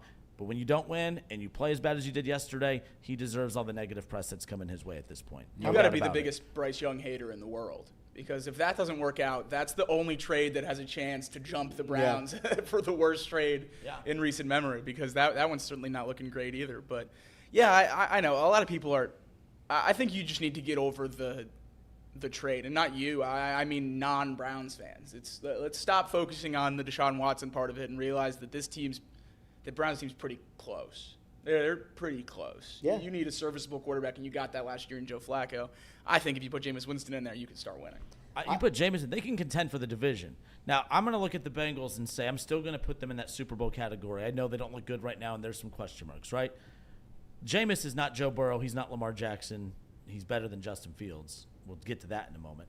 But the Bengals with Jameis Winston are still good enough to contend for this division.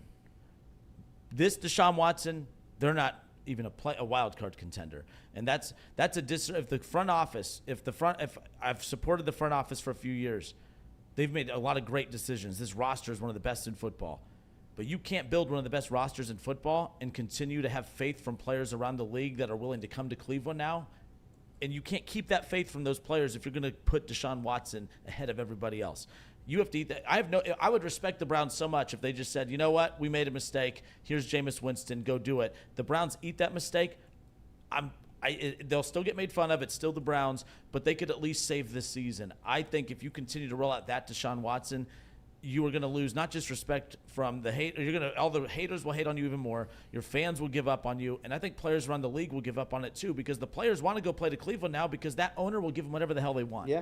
But they don't want to get whatever the hell they want money-wise and go play with Deshaun Watson. They want to go somewhere where they think they can win and get money, and Deshaun negates all that. Last question. How many games will it take? Because you play the Jaguars. Jaguars are favored at home against the Browns. Then you have the 3 easiest games on your schedule, all back-to-back-to-back. You have Giants, Raiders, Commanders. Right back to if they don't start this season, if they can't find 2 wins out of those 3, while also losing to the Jags and obviously the Cowboys, would it be over then? I don't think it's a record. You don't think so? I think it's how he looks. It's a feel? Yeah, I think it's how he looks. If it is a record, 2-2 is the least. That's the worst record you could tolerate. The next 4. That's the worst record you could tolerate to, And I know the Browns fans, I know there's not many in this chat. Look, I know it's a Bengals chat. We'll move on from the Browns in a moment. But Deshaun was putrid yesterday. What does Casey say? The putrid? Yeah, they stink. They stink. I mean, if I had a stink Nauseating. list. Nauseating. If I had a stink list, I would put the Browns as lower than Casey has them on his list. And I don't think you can get any lower. That was bad yesterday. 2-2 is the absolute worst from a record perspective. But if I'm a Browns fan, I know this sounds wild. I want Deshaun to work out because I want him to be the quarterback he was in Houston. But he either needs to be what he was in Houston or he needs to be what he was yesterday.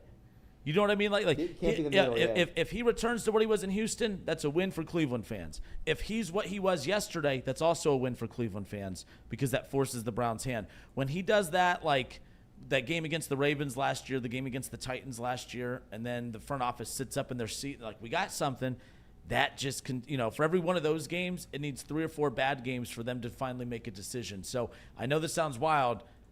Next Sunday when they play the Jaguars, he better be as bad as he was yesterday or he better be what he was with the Houston Texans. I don't want any in-between because any in-between prolongs the inevitable, and that's the problem at the end of the day. And I know you guys don't care. I understand that, but that's just the reality of it. Good way to end it. Good way to end it? Yeah. All right, fair enough. All right, more off the bench when we come back. We get to some college football. I want to talk about Joe Mixon with the Texans yesterday, the Texans in general. How about Josh Allen? No weapons. Found a way to get it done. Had a very good game. I was actually very impressed. I know we don't like Josh Allen. I don't. I was impressed with him yesterday. He'll score 34 points without any wide No receivers. weapons. Unbelievable. J.K. Dobbins looked great with the Chargers. I told Jacob earlier, I hate that I like Harbaugh. I do too. But Harbaugh's a character, man. But we'll get to all of that coming up. More off the bench next.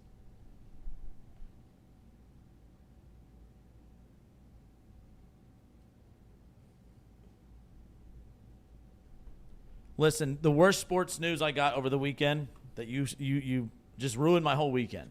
I was fine with the Browns losing the way they were. In fact, I smiled. I was happy. Yeah. But I shed a tear when I found out that Angel Reese was out for the rest of the season. You text us immediately. Immediately. So, I think she has the worst field goal percentage in the WNBA for shots less than 5 feet. No, congratulations. So she tried her best, and that's all that matters. I thought forgive me, I didn't watch much WNBA. Yeah. But by scrolling Twitter, I thought she was really, really good. Yeah, that's what everybody else would make you think. Huh. If you go to ESPN, she was Rookie of the Year. Huh. How's So- Caitlin doing? Oh, well, she just sets records. That's right. Yeah, they wanted you to believe that the Rookie of the Year race was close, while one of the two that's in the Rookie of the Year race is also in the MVP race. But yeah, let's believe that. I Now, saw someone pick Angel Reese in the Rookie of the Year race, while the Rookie of the Year race was not bettable. Because Cute. Caitlin Clark is such a big favorite. It's wild, man. It's absolutely wild.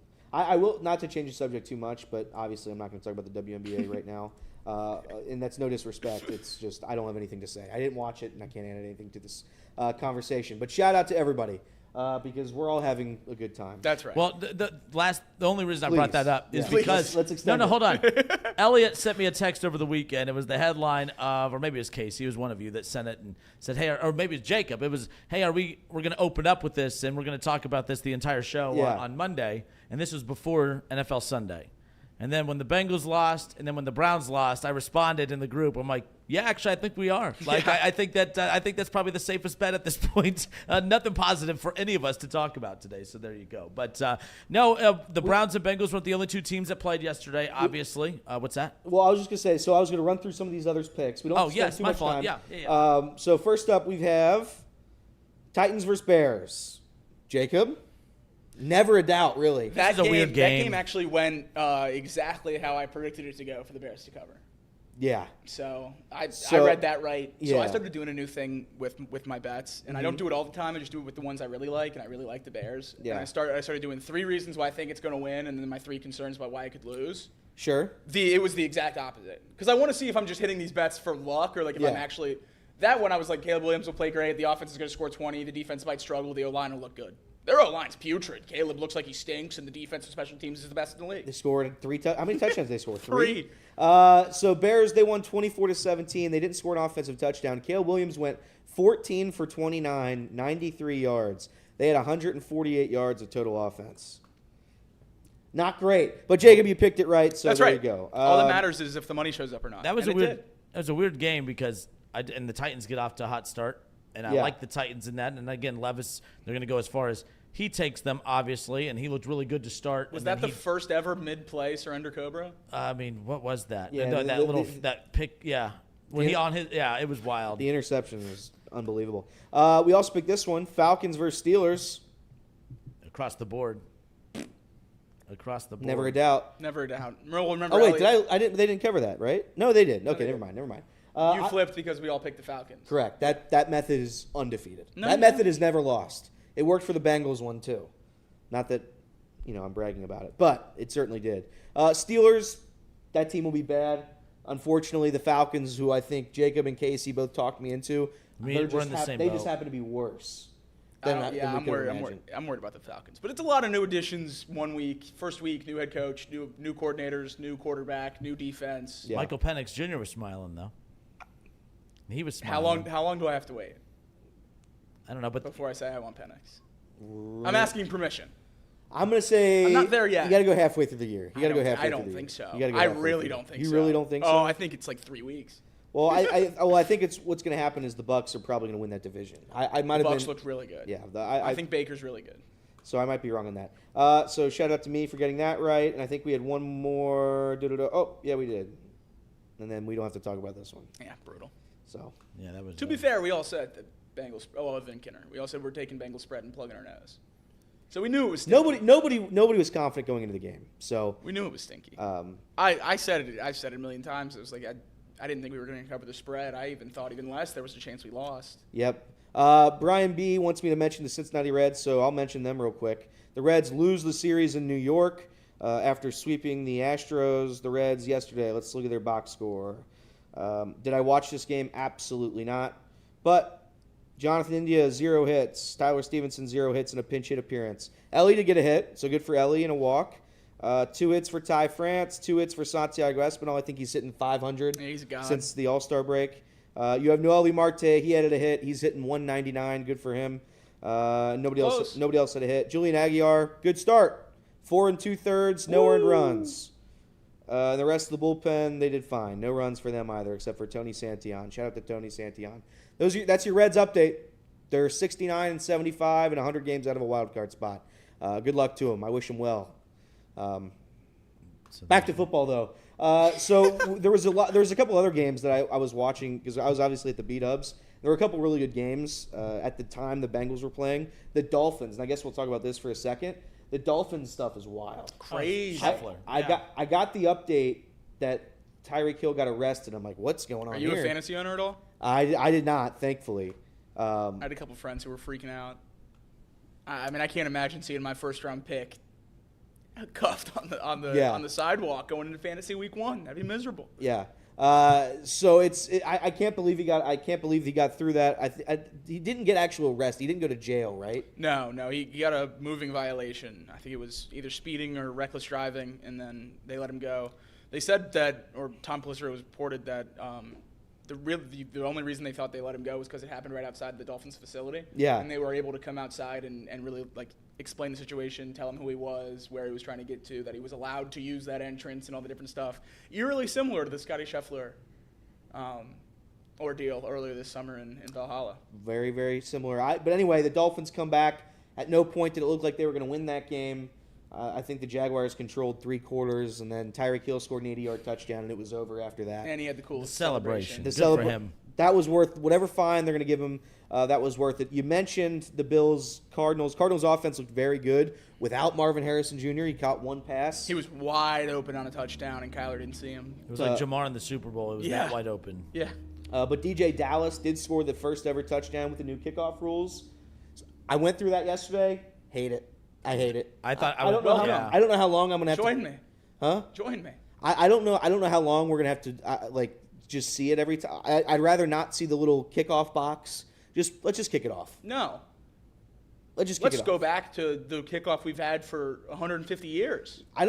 This is to avoid injuries, right? I don't care. So if this is, we'll just say if this is to avoid injuries, let's just save us all some time and just start at the 25. Yeah? I've said that fine. forever. Players Association won't let that happen, but I've been with you on that. If it really is about protecting players, some injury, this, that, and the other, you might have to sacrifice some positions and players and roster sizes, all this, that, and the other.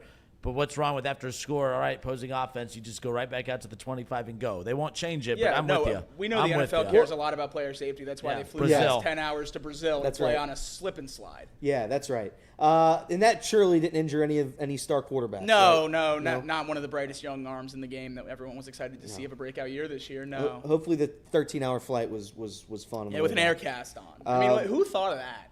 What a joke. It's the last time they'll ever go back. So just. No, I think, yeah. You think they'll go back to Brazil? Really well.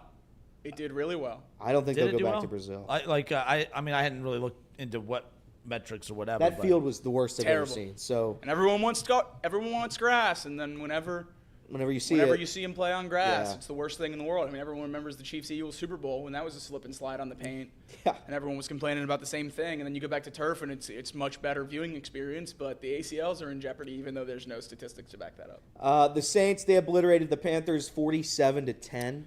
Number one pick 3 years in a row? 47 to 10. You're telling me the Saints can score 47 points Without using Chris Olave. and the Bengals can't score 13? Bryce Young, 13 for 30 with 2 picks. bad. He improved. Another bad quarterback. A guy that I saw this stat, Jacob. You were trying to fix the cameras, which still probably haven't been fixed really. I But they're did trying what their I best. did what I could. You did what you could. Obviously, we're trying here without a computer. But nonetheless, Daniel Jones, since signing his contract extension, has thrown more pick sixes than touchdowns to his own team. Wow. How about that little fun nugget? Wow. More touchdowns to opponents than his own team while on the Giants since his extension. 40 million of those things in his pocket this year. Good luck for him. Good luck to the Giants. Vikings win 28-6. They look pretty good. I mean, obviously the Giants are a joke, but Aaron Jones looked good, as did Sam Darnold. Sam Darnold looked pretty good. Justin Jefferson, quiet game, but they didn't have to use him. Texans, we touched on it a little bit. C.J. Stroud was good, but it wasn't really the C.J. Stroud show. It was the Joe Mixon show. 30 carries, 160 yards, a touchdown. He added 3 catches for 19 yards. They win 29-27 over the Colts, and the Colts looked okay too. The Colts didn't look bad by any means.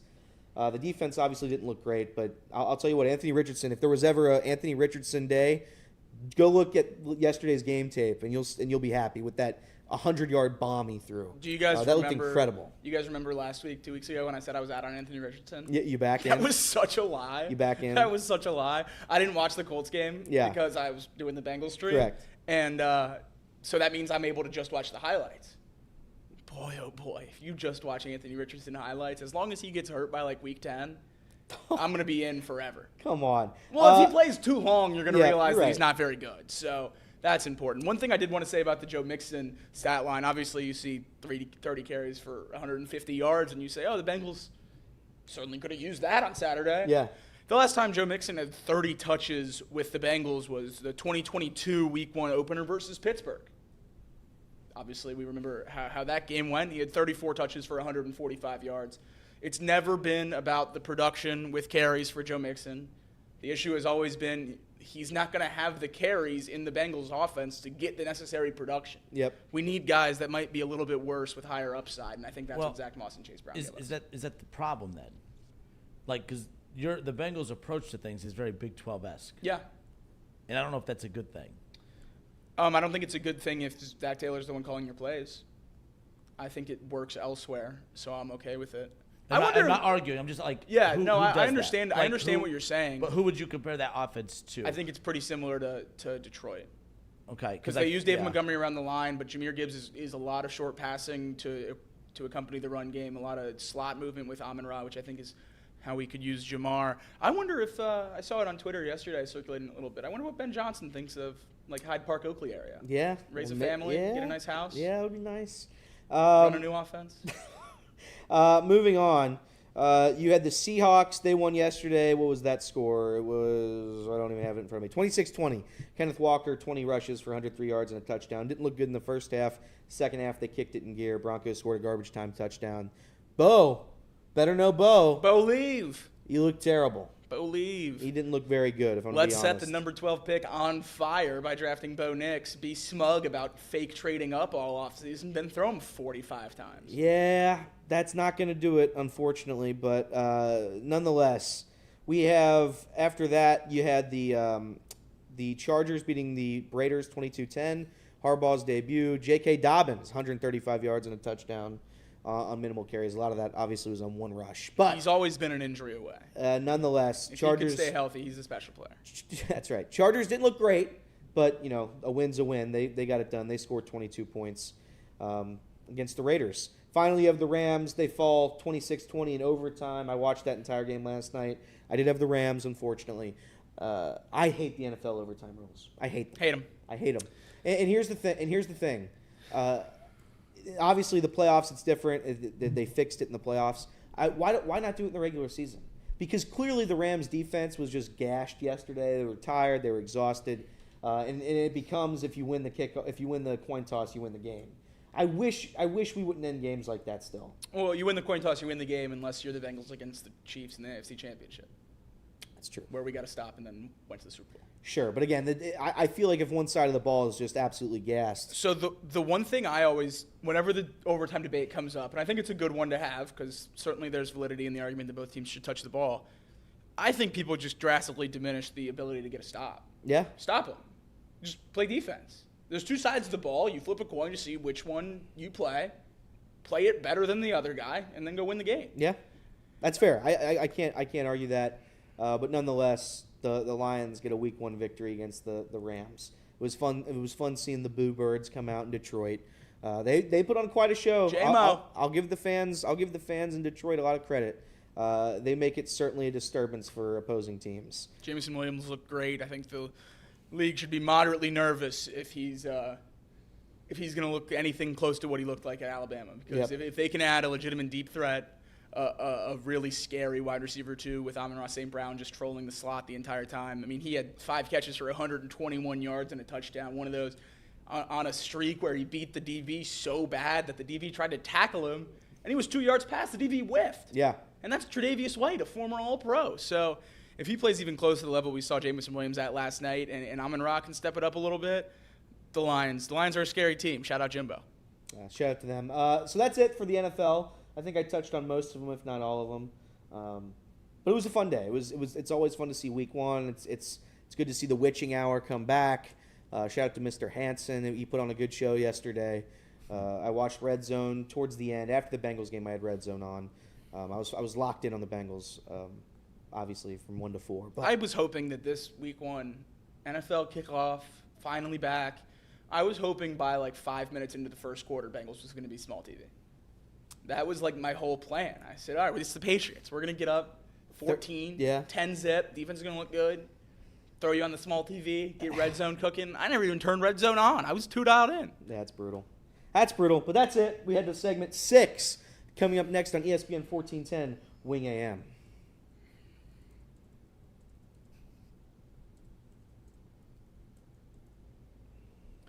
Justin Kinner, Jacob Tissett, Elliot Rearing back with you here on a Monday. This is Off the Bench.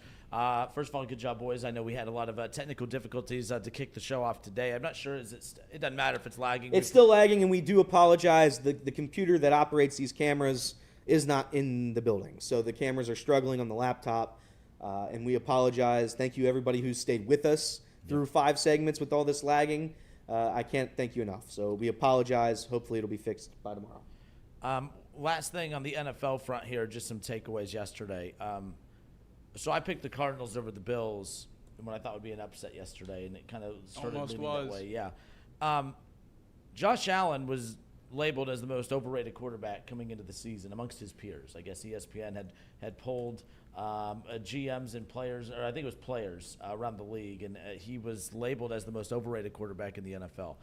The thing that's going to be interesting is because a lot of these quarterbacks that, we watched how successful they were on rookie deals early and even coming out of their extensions where the money doesn't really truly hit the rosters yet. Like the Josh Allen, the next phase for him is what do you do with less talent? I've always said, it's one thing to show what you can do when you have talent around you, but was that talent starts to come away a little bit and is stripped away because of the roster and the way the money's allocated. Who are you when you can't lean on many weapons is what Josh Allen had early on. And Josh Allen looked fantastic yesterday. Like when you are paid like Joe Burrow, when you're paid like Josh Allen, Patrick Mahomes, and Deshaun Watson, and these guys, like you are expected to elevate those around you. When you look at this Joe Burrow thing in Cincinnati right now, like as I'm watching the Bengals yesterday, without T. Higgins and with Jamar Chase out there, but obviously no camp, like when you watch Josh Allen, Patrick Mahomes too, winning Super Bowls without any real talent in the wide receiver room. I know he had Travis Kelce. The wide receiver room is very solid now. But does that put pressure on quarterbacks like Joe Burrow and others if Josh Allen and Justin Herbert both, who have no elite wide receivers in their room right now, if they go on to have really, really successful seasons, does that put the pressure more on guys like Joe Burrow and others who have all those weapons to lean on? I don't think so. I really don't. And I think it's because the NFL is such – and this is no knock, and I think everybody wants to win in the NFL. You try to win. But I think it comes down to if you got paid, if you're one of the highest paid quarterbacks in the league, money talks. So you know that. I don't think it really adds that much pressure. I think there's pressure naturally on Joe Burrow because you're leading a franchise that's never won a Super Bowl. And I think there's additionally added on pressure there. But I don't think anybody's looking at Josh Allen, any top-tier quarterback, like, well, look what he's doing. I need to be as good as him. I really don't think so.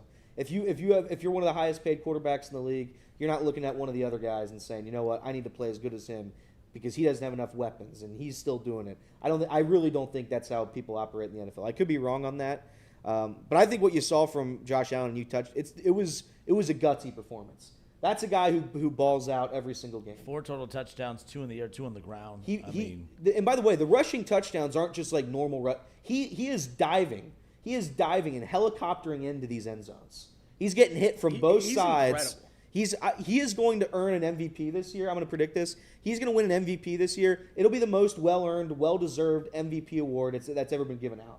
He is going to single-handedly carry that offense. If they make the playoffs, he should get the MVP. He scored yesterday. He was throwing yesterday to guys, and again, this is no knock, but their number one coming into the year, number one pass catcher, Dalton Kincaid, caught 1 catch yesterday for 11 yards. He was doing it without him.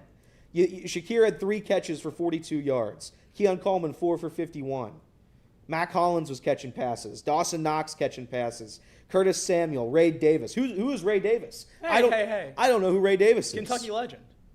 Marquez, he threw to 9 different guys, and I know like 3 of them. That's how good he was yesterday. I think James Cook was solid. He wasn't the best. He was able to give a little bit of change of pace.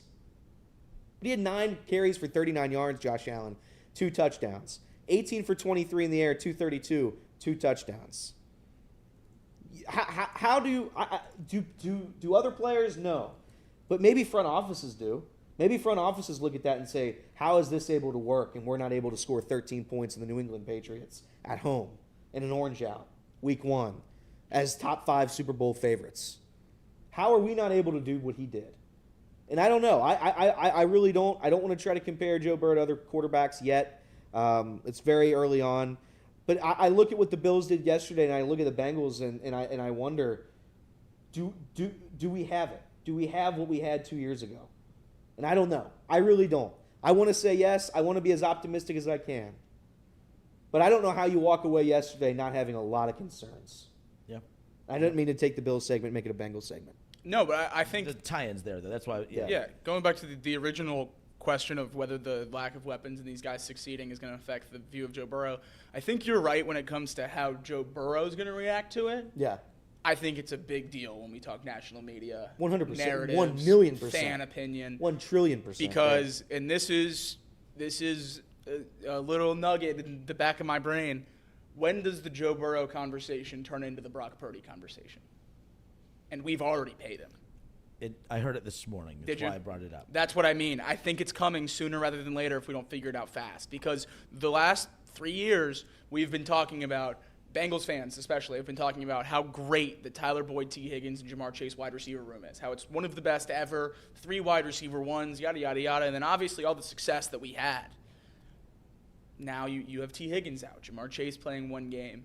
Can Joe Burrow elevate wide receivers, or does he need wide receivers to get to that great level? I think that's a question that needs to be asked right now. And maybe it's week 1 and we're all overreacting to something, and fingers crossed, boy, I hope we are. Yeah. I hope we go out in week 2 and no T. Higgins. If he doesn't play, who cares? Doesn't matter. Jamar goes for $120 and 10 and a touchdown, and Charlie Jones goes crazy. Or Andre Yoshivas gets elevated to a wide receiver 2 level. I'm really worried about the conversations that could happen around Joe Burrow. Me personally, I'm not worried about Joe Burrow long term. Don't take that as me freaking out about Joe. I'm just worried about those narratives getting really, really loud. When it comes to Joe, I really don't blame Joe because I've seen what he can do. I blame the game plan coming into that game. They got outcoached. Zack Taylor and Sweet Lou Anarumo, they were outcoached and outclassed by the New England Patriots. And by the way, I mean, when you get outcoached and outclassed by the head coaching debut, it's tough. Joe Burrow's 21 completions yesterday. You guys want to take a guess how many completions he had longer than 10 yards? 1, 2, 3. No. 21 completions, 3 were longer than 10 yards. How are you going to win games like that? How are you supposed to win? And that's a bad team. I'm not saying the New England Patriots are the world's worst team I've ever seen. I think that belongs to the Carolina Panthers.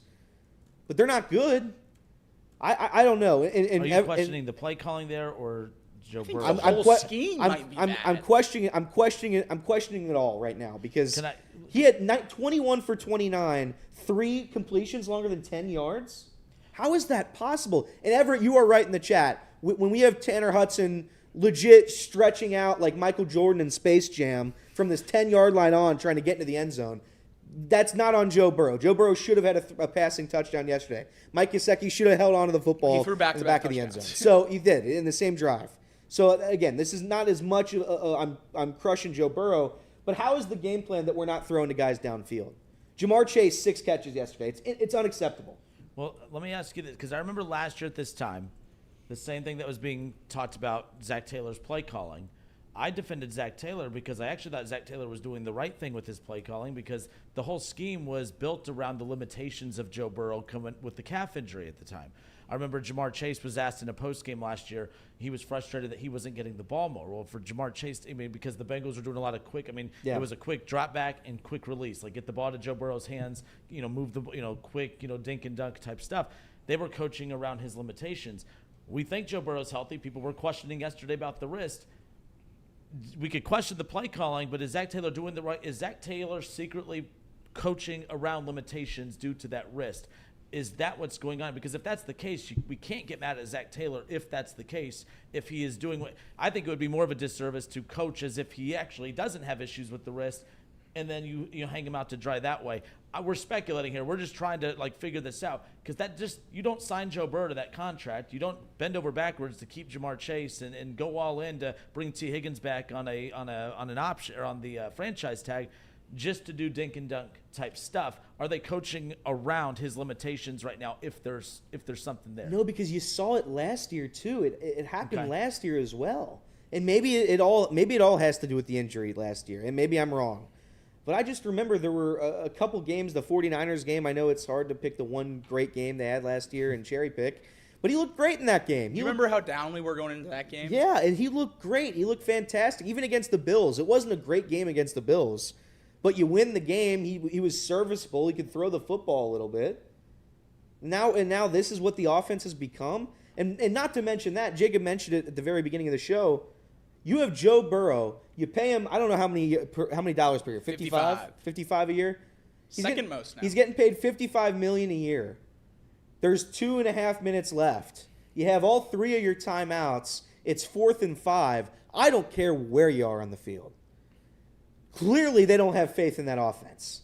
Clearly, Dan Pitcher and Zack Taylor not having any faith whatsoever in the current state of the Bengals offense, because that's lunacy.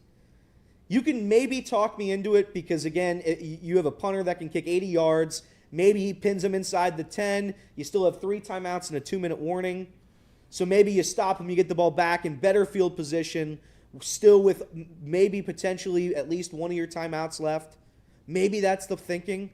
But 4th and 5 with Joe Burrow, you have to draw up a play. After you had just went 90 yards and scored. You have to draw up a play that can get you a first down anywhere on the field when the game's on the line. Joe did say after the game that was, his own words, one of the worst drives he's ever had in his career.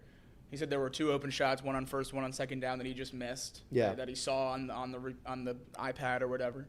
That he just missed the throw, and then on 3rd down there was a first down open that he said he just didn't see as well. So at least he's being upfront, and maybe the scheme was better than we think. And if you scheme open 3 straight guys and you don't find them, then what do you do on 4th down? So I guess that could be part of it too. But yeah, I've been a Zack Taylor guy basically the entire time he's been here. The entire time Joe's been here. I should put it that way, because before Joe got here, no one was high on Zack, and I think that's an important thing to remember as well. Maybe Joe saved his career because he was certainly on the way out. We 1,000,000% certainly on the way out. So I don't know. I know we joked about Ben Johnson earlier, but I think I would certainly, if there's not a quick turnaround this year, and I'm talking about next week, being competitive in week 2, then I think you need to start thinking about making a change with Zack Taylor. And obviously none of that matters if you start out 0-4 and then win 13 in a row and go to a Super Bowl. Who cares? We'll do it all again next year. Whoopee. If that doesn't happen, if you start off slow again, and we already have one of those boxes checked, there's a couple more weeks we can recover from this quickly, and it won't matter. If a slow start persists a few weeks into the season, I think we need to have a conversation about Zack Taylor, and it needs to get pretty loud, because with a team as good as we have expectations to be, you can't keep starting in a 2-game hole. You just can't do it. A 3-game hole, a 1-3 start, or an 0-2 start, whatever it's going to be. You just can't keep putting the team in that bad of a situation. And I don't know who to point to other than Zack Taylor. Yeah, I'm losing faith with Zack Taylor, and I was never really a Zack Taylor guy, if I'm going to be honest with everybody. I try to like him. I try to see through it. He got us to a Super Bowl. But yesterday was inexcusable, man. I don't know how else I can say it. You're at home. It's an orange out. Everybody's excited to be there. Orange out looked good. You're playing a bad football team, and that's the performance that we have. Can't happen. And again, I don't mean to keep saying it. Super Bowl contenders, one of their traits isn't, they just start slow. 1-5 in week 1. 1-5 in week 1. I don't know. We'll see. Again, this can all be erased if you beat the Kansas City Chiefs. They can all be erased. But based on what I saw yesterday, I don't know if you can beat the Kansas City Chiefs because they don't start slow. They start hot right away. And they were missing a wide receiver as well. So we'll see. All right, Justin Kinner, Jacob Tissett, Elliot Rearing. Here on a Monday, a reactionary Monday at that. Week 1 of the NFL season officially wraps up later on tonight. The Jets and the 49ers. We wrap up the show, at least on the radio side. Curious your thoughts on that matchup.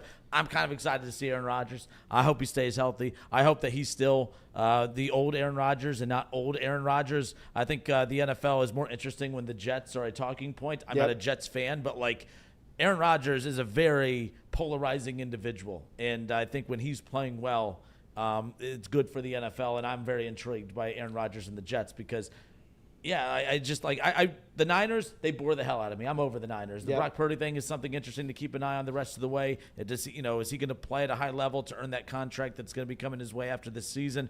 But, man, I'm all in on Aaron Rodgers. I'll be keeping an eye on the Jets tonight. Yep, 100%. By the way, I'm putting our picks at the bottom of the screen there. We have you and Jacob taking the Jets, and I'm taking the 49ers. What's the line on that? Is 4.5.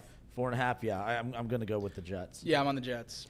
Caffrey, I believe, is hurt, so I think he's going to play through it. But they said he's going to play, and he's been practicing this week, limited, but he's been practicing. So hopefully he's out there. Look, I know college NFL football, there's rivalries everywhere. Everyone hates everyone, and you're competing. Obviously, the Bengals want to win a Super Bowl, and the Niners are in the way for that. But the NFL's best when everyone's healthy, and everyone needs to stay out there. So, Jordan Love sucked on Friday night. That was brutal, and hopefully – we seem to get out of week 1 without any major injuries. Outside of that one, yeah. Maybe I'm forgetting something. No, but Jordan Love, they said he's going to come back this year. Really? Yeah. Okay. So good. I think we got out of week 1. Maybe I'm speaking too soon with what happened to Aaron Rodgers last year on Monday Night Football. Yeah. But fingers crossed that we stay lucky tonight because that's about as good as you can hope. And I guess that's the positive from the Bengals game. Let's take a positive away. There it is. And we played a 4-quarter game with no injuries. So we'll not about wins and losses. It's about staying healthy and the friends you make along the way. Also, we did a whole show without mentioning UC football. I'll get to it tomorrow. All right. Yeah. I'll get to it tomorrow. There's a lot of college football on the docket for tomorrow, no doubt about it. One thing I'm curious about today, update on T. Higgins, what his status for this week heading into that matchup with the Chiefs coming up this weekend. So, all right, guys, thank you, everyone. Again, I know the lagging. I love how many people were hanging out with us for the whole show today. Yeah, we really tough appreciate to do it. with the lagging and all that stuff, and me. We appreciate you guys. Thank you. We'll do this again tomorrow. Got Casey back tomorrow, right? Casey back tomorrow. Members, we will have shows for you in the days that we usually don't have shows as we figure out this computer thing. So computer thing. There we go. I like it. But all right, have a good rest of your afternoon, everybody. Until tomorrow, this has been Off the Bench, presented by United Dairy Farmers.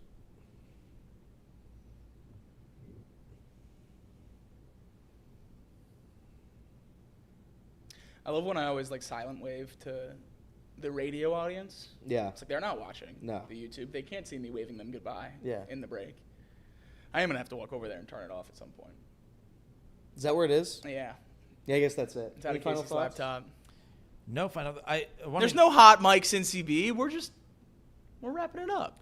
Tomorrow, I see people questioning T. Higgins' injury. Saying that it's I was reading and he needs to be healthy more than the Bengals need him to be healthy. Let's just put it that way. He wants to get paid next year. He can't sit out. He can't. The hamstring thing is why he won't get the contract he's looking for. He'll get paid. He has a chance to increase his view of what kind of receiver he is. He needs to be out there. I don't believe for a second that he is faking anything or using this as leverage. He needed to go out there. And I think that with the stuff with Jamar Chase, I think he was looking at this as a prime opportunity to go prove his worth, to go get that elite number 1 wide receiver money out there. I know he's a number 1 wide receiver in the eyes of most, but will teams financially prioritize him that way? Yep. Another hamstring issue, I think that's going to provide teams with leverage in the offseason in negotiations with him. I don't believe at all I don't believe Jamar Chase completely with all the handling of his stuff. I think he's being very manipulative and again, that's part of the negotiations.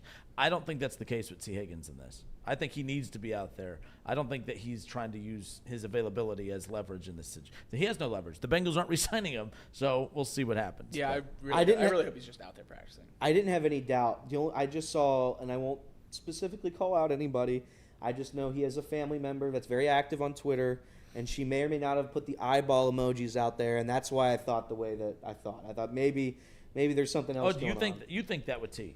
I'm not gonna say I think it. I'm just gonna say it's still in my mind. And that's I think Jamar is a liar. You could think T's a liar too. I'm not saying like you're wrong or right. I think it's very strange. His best having camp. a press conference saying I'm gonna put on a show.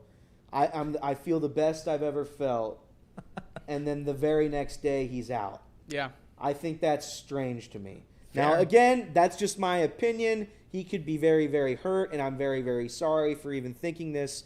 It's just how it looks to me on the surface. So I don't want to cause any speculation. I'm not doing any of that. It's just in the back of my mind, rolling around there, that it's very weird. It's a very weird look. You sound very weird. He's just weird. It is weird. Can't wait for tomorrow night, by the way. I just don't want to get attacked by Bengals fans saying, "Look what you're speculating." I'm not speculating. It's just in the back of my mind.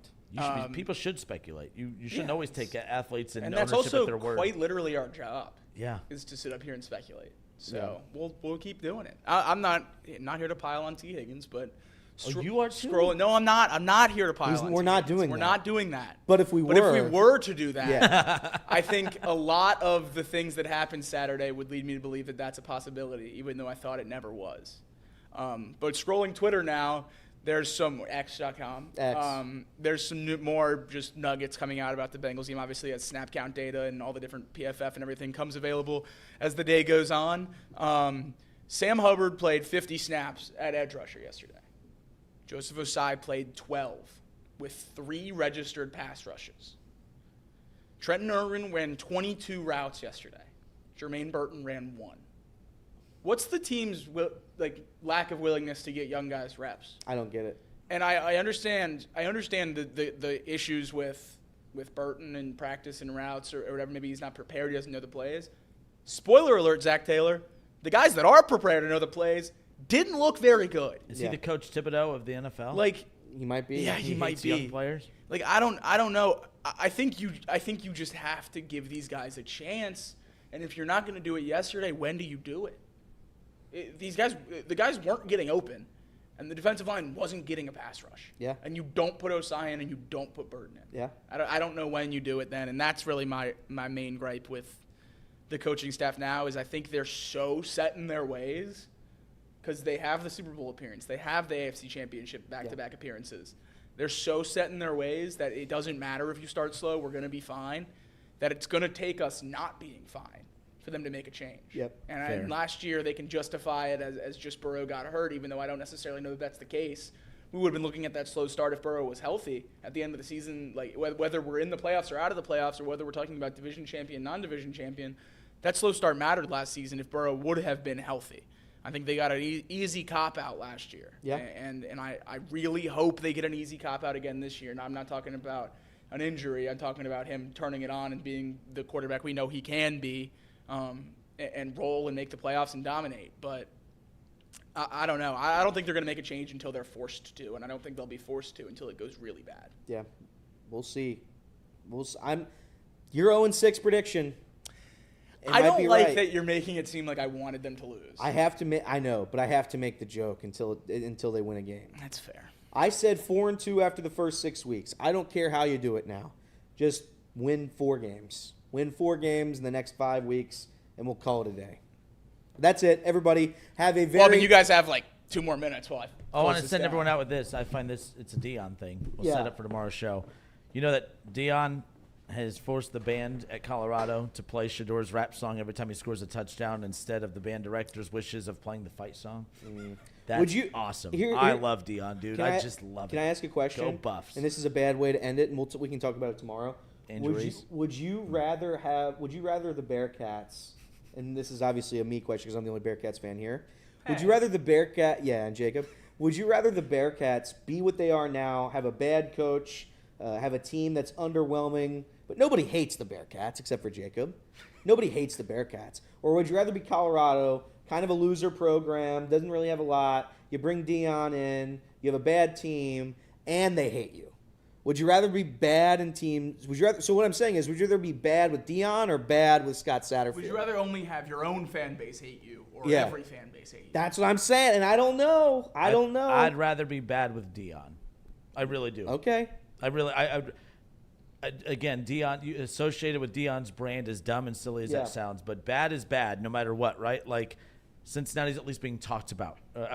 Colorado's at least being talked about. Not always in a positive way, but Never no in a one's positive talking. way. No one's talking Cincinnati. That's true. Nobody. That's true. Except Jacob. We can talk more about it tomorrow. I just wanted to pose that question. All That's right, fair. Jacob. That's a good one it. for Everybody tomorrow. have a pleasant Monday. Members, we will make up for this nonsense.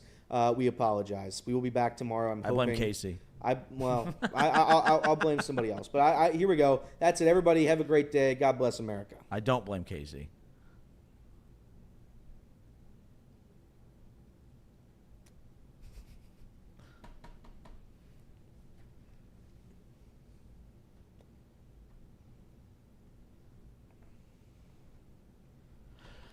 All right.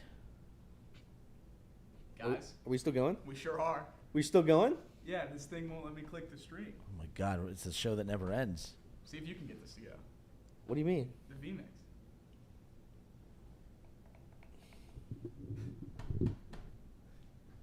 Still?